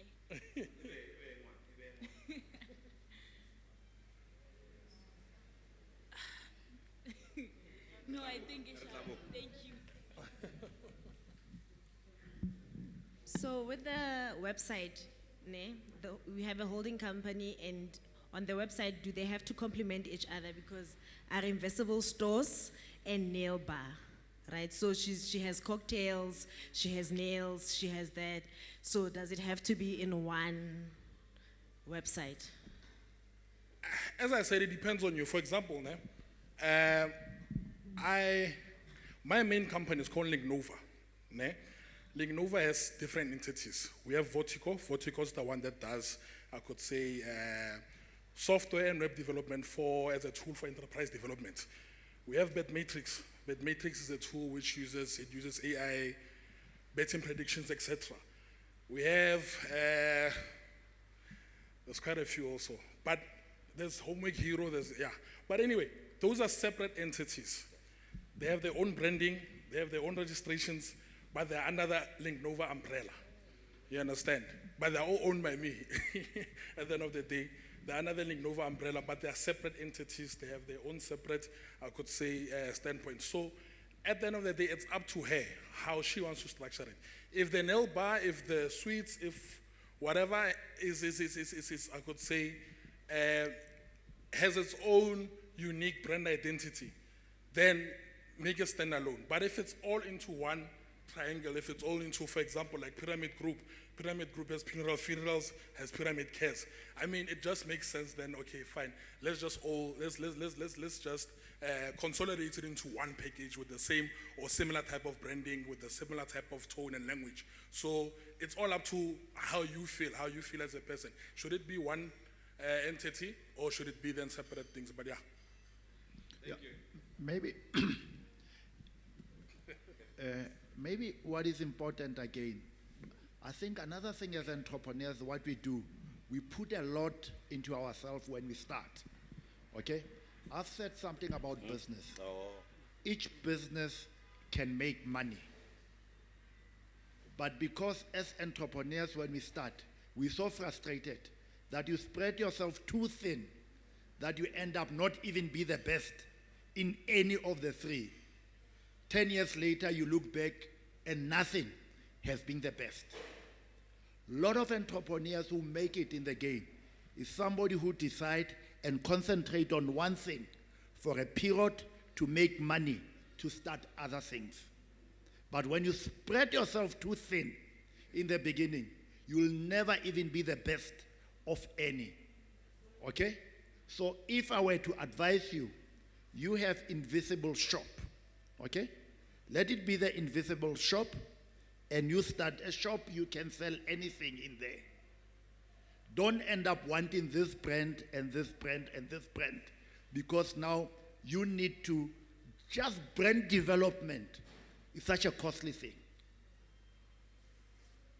What did they do today? They started a pyramid. They called it a group, but they were specific. They were in the funeral space. Now that brand has been built, they have enough money to can spread it.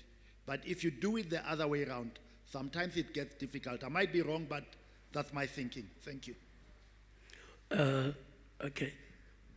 Thanks. And I think you stole my my words. Yeah. So the example that I always make to people is that if I were to ask you, my sister, between a general doctor and a specialist, let's say an eye doctor, who makes most money between a general doctor? General doctor is someone who knows a bit about everything. You have this, go there. Then a specialist is like, only if you have a problem with the eye, come to me. So if you do your research, you'll see that a specialist makes more money than a general doctor, right? So I also wanted to say, narrow down your focus. I'll give you an example. H&H Group, my company, we have a firm. I'm an accountant. But if you pick up, my specialty is in finance. The firm grew because I was able to attract capital that helped it grow. So I'm not doing all these things. I'm just a financial director. In a firm, there's someone who will do with production. That's not what I do. So try to narrow down your focus, because if people have to choose when they have an eye problem, if they were to choose between a general doctor and a specialist, they will go to a specialist. So if you do nails, you do cocktails, and then there's someone who just do cocktails, we're going to choose that person because he's going to add more value to us because that's what they specialize in. So try to narrow it down. After this one grows, then you can expand into other things. Thank you very much. Let's go there. Who would that? Hi, Okay, good afternoon, everyone. I'm Justice Itzana. I'm the 7 beyond the company called the Pronet Business Solutions. I'm sorry, I'm not a CEO. Now, one thing that I would like to mention is that we are into the training and development space. And one of the significant things that I've always seen is that we have so much good ideas, very passionate and very ambitious. But the problem is how we get to present them. Now, that being the fact, I'm sorry I'm not going to ask a question, but I'm going to say I would like to have at least 2 people whom we are going to design premium profiles for their companies. I think Pyramid can handle that. And then we are also looking for 2 entrepreneurs or if you know very well that you haven't submitted your beneficial ownership declarations, please, I think the Pyramid team, you can help us facilitate that. That's all I had, no questions, thank you. Thank you. Thank you. Let's go here.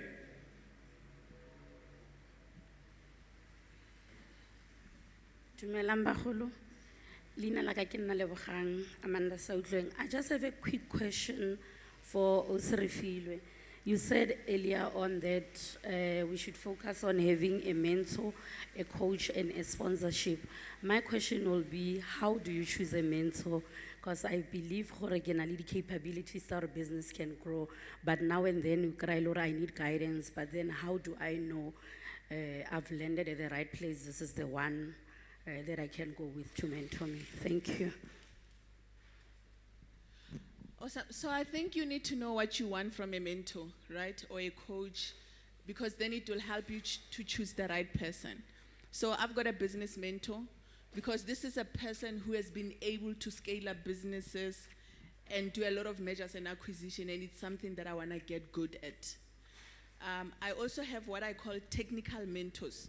So every time I get into these difficult spaces like mining, engineering, and all of that, I find people who are really good technically in these things, because then they are able to start telling you this and that and that and that. I mean, it took us literally 3 months to design our own cylinder with smart technology, but it's because I had a technical mentor who had done it before, right? So I think it's also important. And the other thing about mentor-mentee relationship, guys, is that it's your responsibility as a mentee to drive the relationship. A lot of times people get a mentor. I mean, mentors are busy. Imagine if Gentle is your mentor. This person is busy. They probably think of you 1% of their time, not because you are not important, but because they've got so many pressing things. So it becomes your responsibility to drive that mentorship and to draw out what you want to get out of those people. Yeah. Thank you. I'm not asking a question, but I want to appreciate the discussion in the room.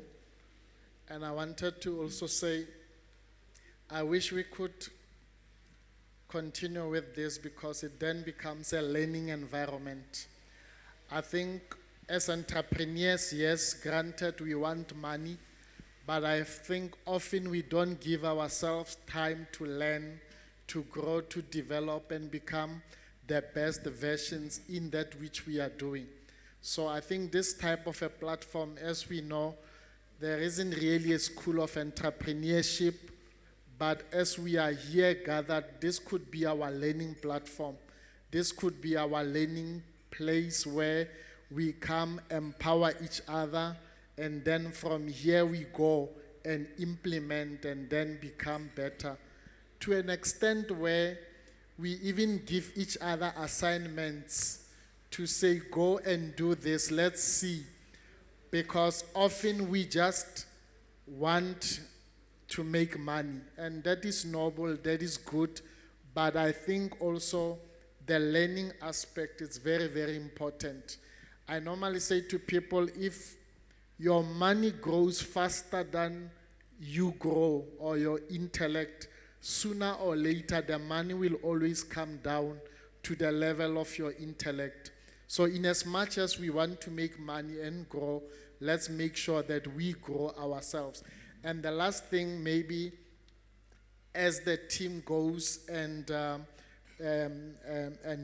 plan again for the next session, I think it was a great session that we had a number of speakers giving us different perspectives. That's great because it's a start. We needed to be empowered.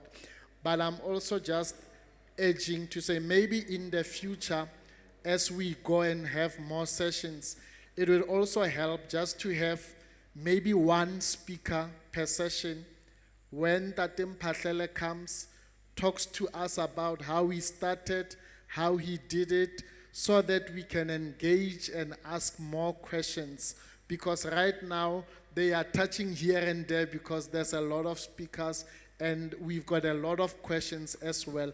But maybe as we have more regular sessions, we will have the time to say, Refilwe, how did you start Hakim? How did you get the 6 companies going? That will help us to get those nuggets and those insights that will help us then to go back and do more. Thank you very much. Thank you.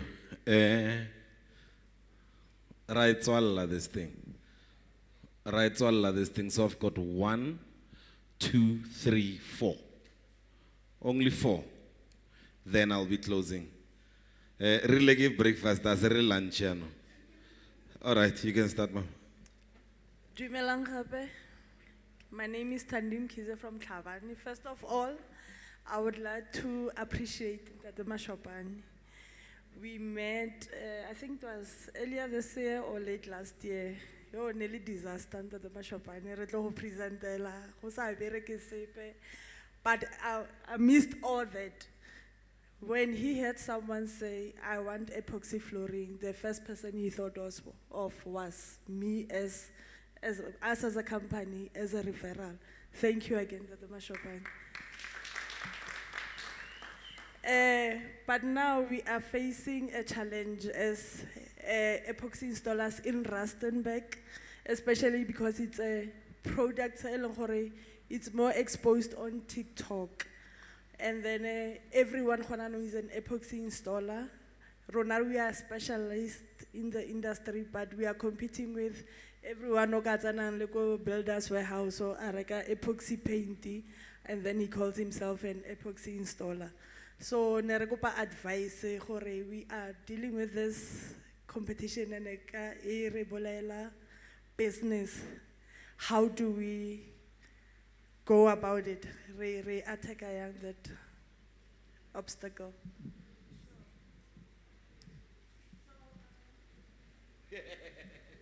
So I must confess, Mama, I'm going to need like 5 minutes with you after this just to understand technically what you are saying, because I don't know what you are saying from a product perspective.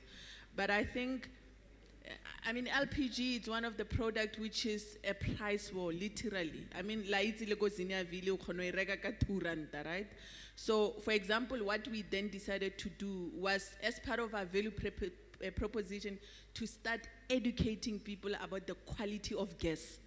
To say you might buy it for 2 rand, people are mixing LPG with paraffin so that they can make it cheaper. People are not filling the cylinder to its fullest.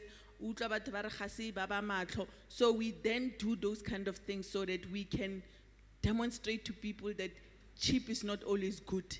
You know, so those are some of the things that you can do. But I think if I can understand your business technically, I can be able to give you better advice.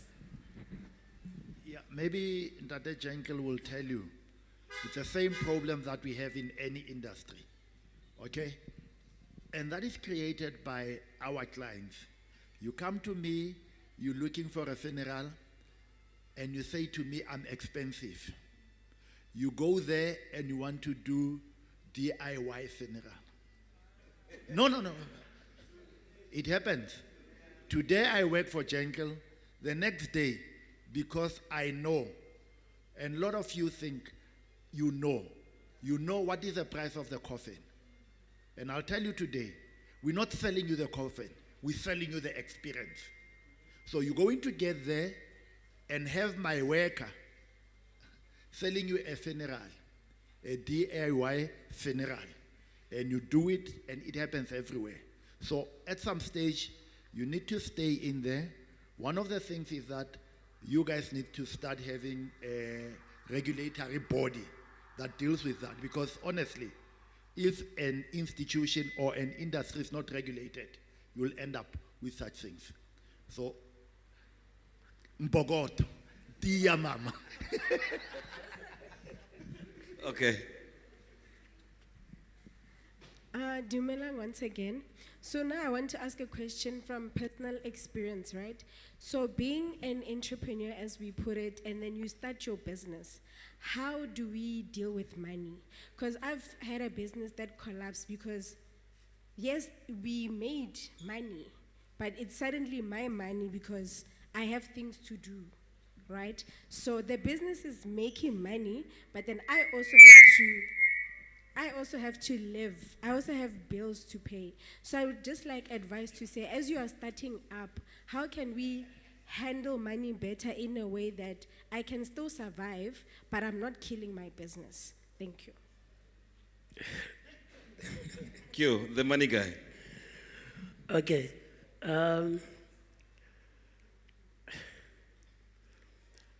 I mentioned two things when I was standing there to say, without financial statements, you can make decisions, but your decisions are not informed, right? So, and this is a language that we try to preach to all entrepreneurs. Financial statements are the heart of your business. Without them, money will go in, will go out, but you are never gonna know what happened because these are a report. So you go to school, you don't get a report, you will never know what grade you are in or what grade you need to go to. So all of you here, please take this. If there's one thing that you need to take out of this, when it comes to money, financial statements, crucial. They will tell you about your financial performance. They will tell you about your financial position. If you know these two things, it's easy for you to make decisions, right? So, Kastwana, tšhelete ba re ke madi. Think of it in that way. Your life depends on your blood. And for you to know what's going on in your blood, you go to the doctor. Again, in business, that doctor, ke accountant, ke ena tlo bolela gore madi a go go tsagalang ka one. If o batla o phutša ka grace ya modimo, then it's fine. You don't need a doctor. Itlhokomela madi a go mara, o tla lwala ene wa swa. So if there's anything, accountant does the money, doctor. Thank you. Okay, Haley? I think you want to add something in regards to money.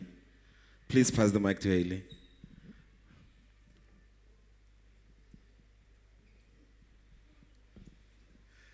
All right, I think my response won't only apply to yourself, but I think to everyone who is an entrepreneur here, I would want to say, you need to separate between finances for the business and your personal finance, right? So, if you see the money in the bank, in the business account, that's for the business. As an entrepreneur, you need to control your appetite. You need to control your expenses. It doesn't mean when the revenue is going up, you also need to increase the money that you take out of the business. No, because your expenses for the business is also going to go up. And what do? Now you can't afford the expenses, and now you can't afford to pay yourself a salary. So I would say separate the two, run the business independently. It's an independent persona. You are an independent persona. You have a salary that you pay yourself on a monthly basis without harming the business. So I think that's how us as entrepreneurs have to manage our finances. So just act as if you're working somewhere else. How much are they going to be paying you? Are you going to be able to live within that salary that you get? You will see your business actually growing and you saving money for growth of that business. Thank you. Thank you. Hey, I know. So many calories lost today. Hey. Sorry. Maybe what is important, remember if today you go and borrow money from the bank, you borrow 100 rand, they will give you terms of paying the loan. They'll say you have given you 100 rand, paid over 12 months. So when you borrow your business money, you must give it terms. Don't borrow it 100 rand and want to take 100 rand. It's not going to be sustainable. What you are saying, you're saying you borrow the bank, your business money. And then when the profit came, you took your money immediately. You wanted to pay yourself first because you borrowed. Lenders don't do it that way. Then borrow your business money and give it interest and then take it over a term. But if you are going to take it, you are just going to have that month alone as a business. I don't know if that makes sense. Yeah, your biggest issue is that you borrow the business and you still have to live. Yeah, so don't borrow it if you don't have. So borrow it with particular terms. But if you are going to borrow it and want to take it out, you're going to be at the same point next month. So my principle as well is that if I don't have cash to buy it, it means I don't have money to buy it. Because sometimes we use credit to buy things and it shows that you can't afford it. That's why you don't have cash to buy it. So food, clothes, all those things, I don't buy them on credit. I'll rather save up and buy them the day I have money to do it. Dumelang bagolo. Ke nna Kgosi Griffiths. Ke tlaga go kgakala ko mana makgoteng. I'm in an abusive relationship le family. Yeah, hey. And it's one sector, bagaetso o tshwantse o tle o itse gore o bona matata. Also ke etsa di-keeper tsa di-fan base ya Obit Football Club. Ke kopa re support-eng Obit ne. Di-keeper tsa di-fan di etswa ke nna. A le di batla le tle mo nna. Ke na le challenge e nngwe ha ke itse ke a habit or ke a gore ke mo business e le abusive. Gentleman's question. 80% of bontate ba banyetseng, they are more successful than rona ba sa nyalang. My other challenge becomes how nyetse, it becomes more difficult to risk because you have a wife to take care of, you have a home. Now re manager ya. O tsa motho ke mafa ke shonke be ke nyetse nna mosadi nka ampolotse ro tlogela farming ro tlogela nna. E be a yang abuse yona tšhelete pele e tswile e be ke tlhalosa ka mokgwa ke e ratang ke nna ne ke botsa happy ka fruit fly. Abasa grab ke re kana batla ke go patela ro garage and I'm struggling with that ke beetse 1 hectare. Now it na le fruit fly ke. Now how do you dey o be le mosadi? That's my question to gentlemen. Thank you. I don't know why did they come to me, Chief. I always say, in an abusive relationship, there are two people, the abuser and the comfortable abused. Okay? So you and your relationship with your family, you need to decide, let's start with the attitude towards it. If it's an abusive relationship, run. Or you need to change the mindset. Because again, sometimes we say it's so easy, as if it's a joke, but it becomes your mindset. It becomes your mindset to a point that that thing cannot move on, okay? And maybe business and women are the same. They are not able to live in a poverty-stricken environment. And it's okay. So when I grew up, when I started at varsity, I used to argue and say women are materialistic. Okay, because the first year, and this woman goes out, the final year. And I said, no, this woman, Chief, they are not even sure that you will complete the degree. Okay? We went to school for better life. But this one, the first year, we're not even sure of it accounting your house, Chief. So we cannot invest in you. We need to invest in something that shows, they are very realistic, they are simple people. Okay, so one, if you get married, it really helps. Okay, it really helps. It grounds you. It makes you a better man. Okay?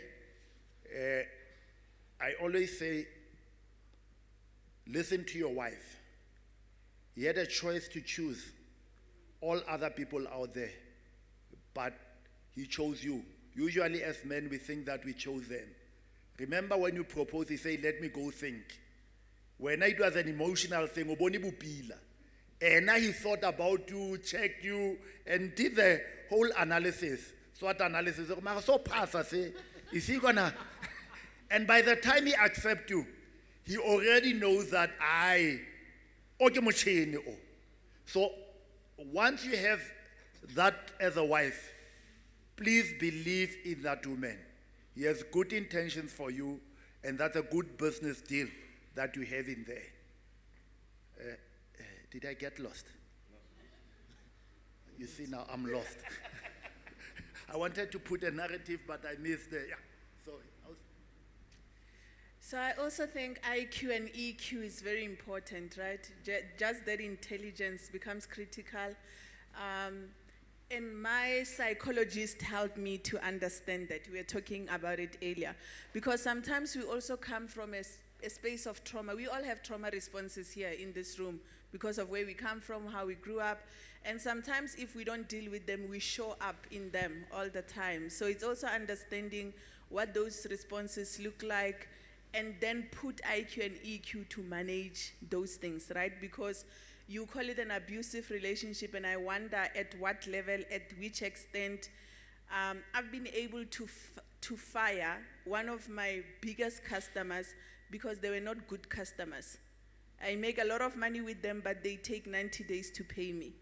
You know, I've been able to walk out of business relationship, which made me a lot of money, but I knew that I'm not safe in that particular relationship. So I think that IQ, EQ development is also very important here.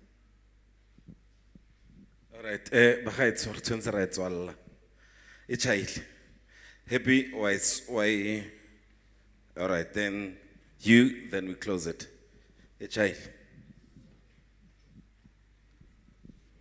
Okay, thanks. I'll go advise him. All right. Number one, a relationship gets abusive if if I go into the business of IT, maragite next ka IT. Ba botlhe ba ka go leletsa diphoso ke re nka go letsa website or nka go letsa app or eng, but because I don't have any knowledge about IT business will abuse me. What? So don't get into the business that you know nothing about and then expect it to be fruitful. Right? If you want the abuse to stop, then you need to have someone who knows that business. In my farm, when I started, my mother had a background in agriculture. She did this plant production, all these things. I came just as a finance guy. But in the beginning, she was the one who was showing me, oh, this is how you do this, this is how you do that, this is how you do this. Then I started learning from her. And then that's how I dealt with what could have been abusive. Marana Sio, abuse. So to solve that problem, pay for someone who knows. Because you're still going to pay anyway. You don't pay for someone who knows, you're going to pay for your mistakes. So it's just the choice of opatela ing. So I pay for someone who knows. And then I will need Musadu glory, abusive relationship. I think you need to understand the purpose of a wife. Wives, the sole purpose of marriage is so that they can help us. If you are married, when you started farming, but relationship farming, let's get someone who can help us with these things. She was going to help. If she's the right one, you are going to say, I don't think I was going to succeed if not.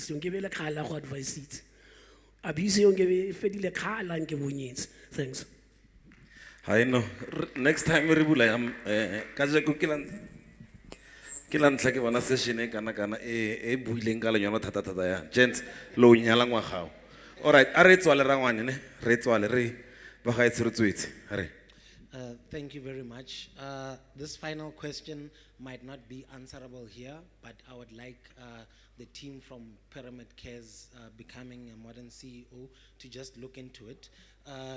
And it was in today's environment, many entrepreneurs find themselves stacking, managing day-to-day operations instead of innovating and creating. And the innovation and creative part is what an entrepreneur does. So my question was, how can we intentionally design systems, spaces, and support structures that free entrepreneurs to truly create and innovate and work in their garden instead of ending up becoming full-time administrators? What a good one. Yeah, So, some of the things, I mean, like I was telling my colleagues at school yesterday, you know, and we touched on it today.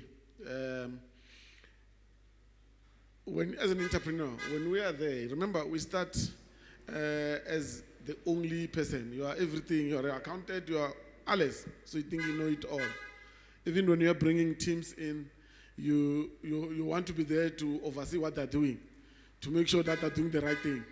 Now, for me, when I started my journey of the MBA, it really helped me because physically it forced me not to be at Pyramid from Thursday up until Sunday. I'm not there. So there's no way I can oversee. There's no way I can oversee the Friday preparation of funerals. I'm not there. You understand? So get something that forces you, but adds value, because I'm being forced not to be there because I'm at school. So I look at it, it's a valuable reason for me not to be there. So you say you want to be creative, get something to take you to those creative things that removes you from doing the administrative things in the business, and you go to there. But it must be a valuable thing that you go into. It's not no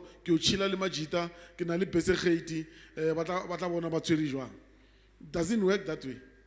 Get something that is also going to be aiding into growing the business, so that you see value into. When you're sleeping at night, you know, I was engaging on an activity that adds value to this business. And that allows, I mean, like, I personally think I can never do what Kiko does. Yeah.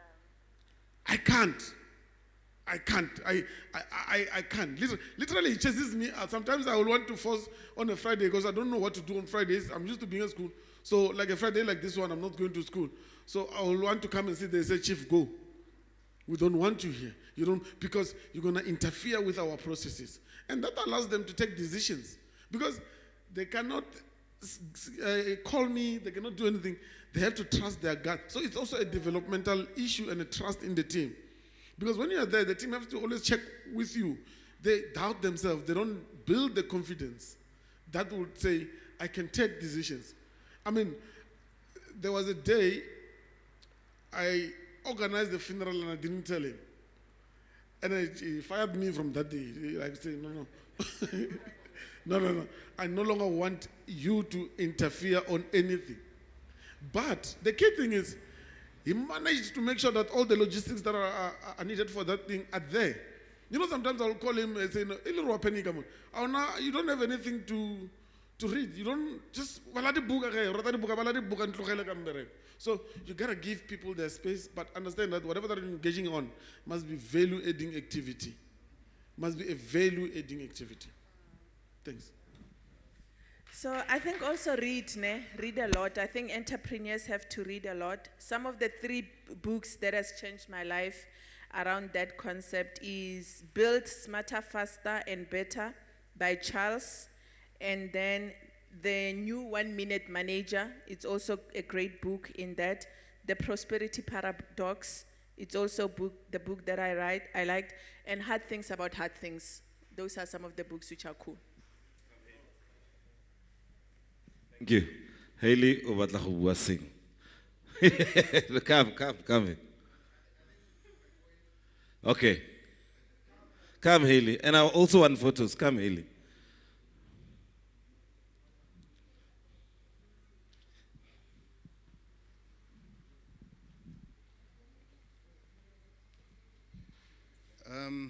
I think I agree with Osiswam Orefile to say you need to read wide.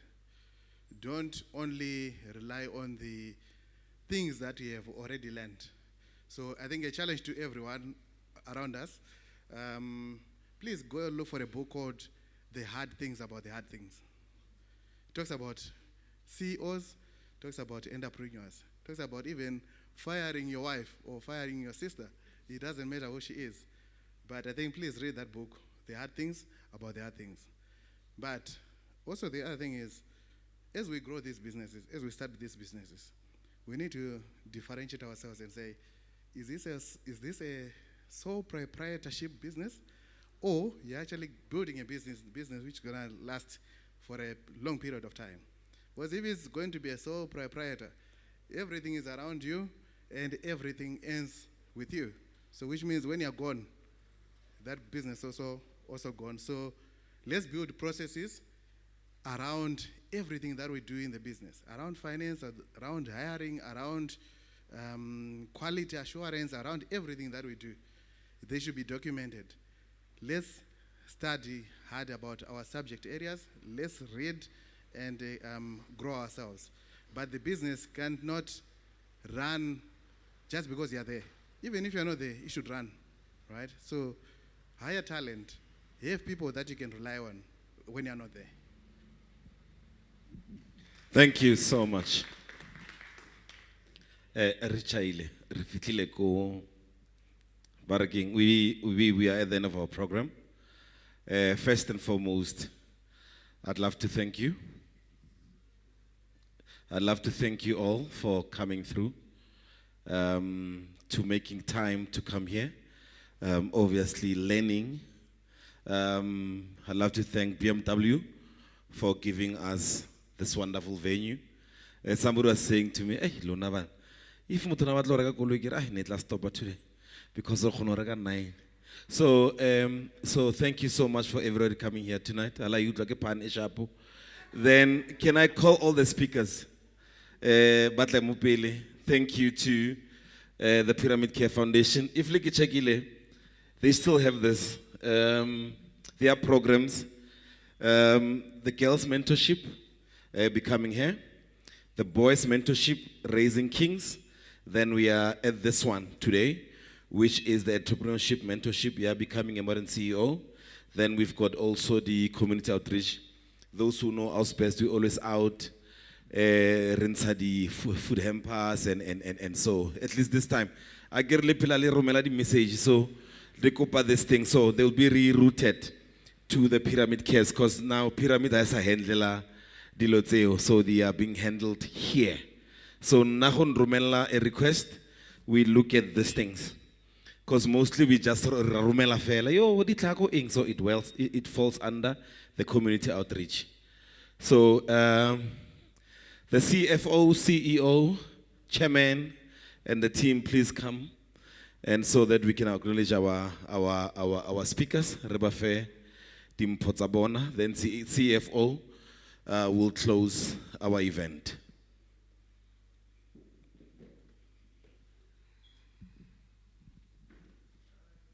Rempetle, thank you very much. You see that, find the dot office there.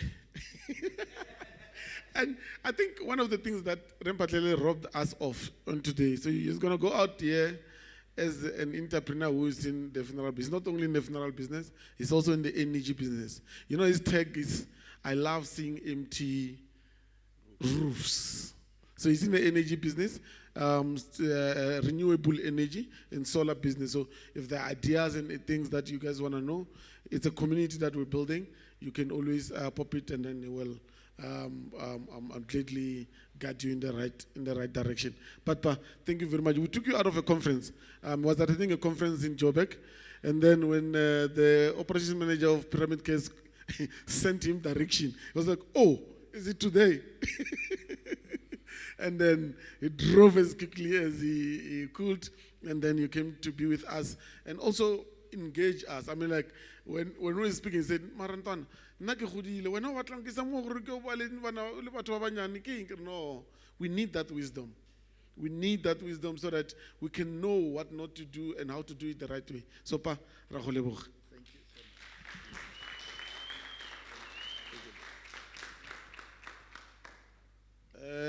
The money guy.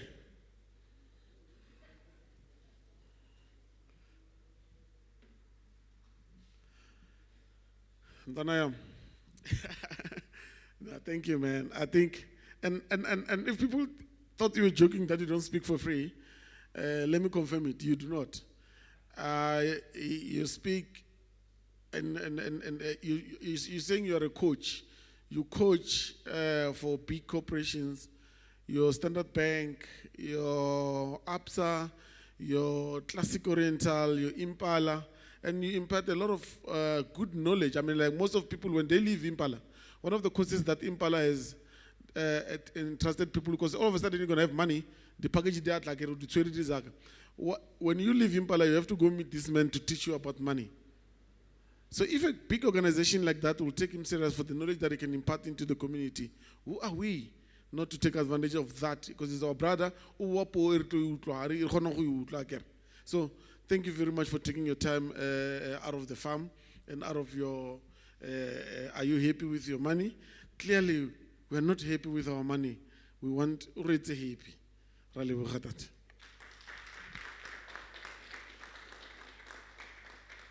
Refilo is attending a meeting there, so she'll get hers later. Hey, you're a finisher, chief. We don't give you anything, nothing. Yeah, but the bigger applause must go to all of you who came today. The bigger applause must be on you. You have done something great towards your entrepreneurship journey, and then you will never lose. You know, I look at life as a number line. I like the number line in negative, zero, positive again. So even if no look on negative 3, at least no negative 1. It's better than being in negative 3. At least we've got a community of people that we can ask questions from, and then a community of people that we can choose mentors from, we can choose sponsors from, you can choose coaches from. So it is my dream that out of this engagement, we can get to go somewhere, and then we build each other as entrepreneurs. The way I'll hand over to our CFO to close the proceedings. Thanks.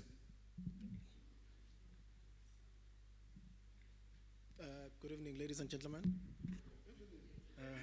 Hey, yeah. Yeah, I wrote this speech. I wanted to be as professional as possible again. Distinguished guests, esteemed partners, respected speakers, entrepreneurs, ladies and gentlemen, today has been a moment of insight, collaboration, and a renewed purpose. As we reflect on the discussions that we've shared, I am reminded of a powerful entrepreneurial quote by Peter Drucker, who said, "The best way to predict the future is to create it today." Today, each of you has demonstrated that spirit, the courage to create, build, and shape the future. From the foundation, our deepest appreciation goes to our speakers and panelists. Your insights have sparked ideas and broadened perspective. Thank you for challenging us to think bigger, act boldly, and innovate with intention.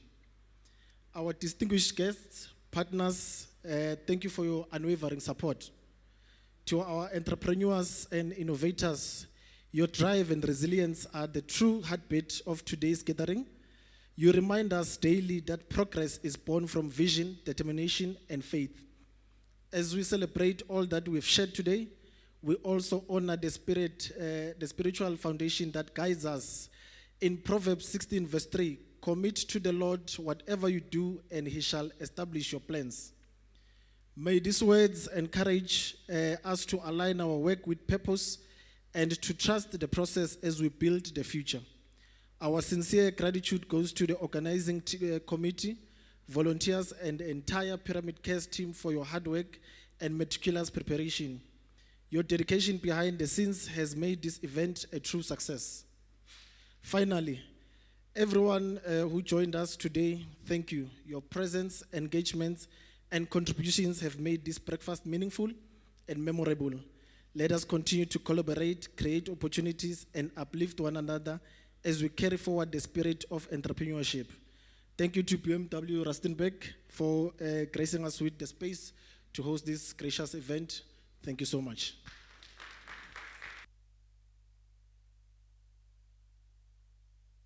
Yame, HI.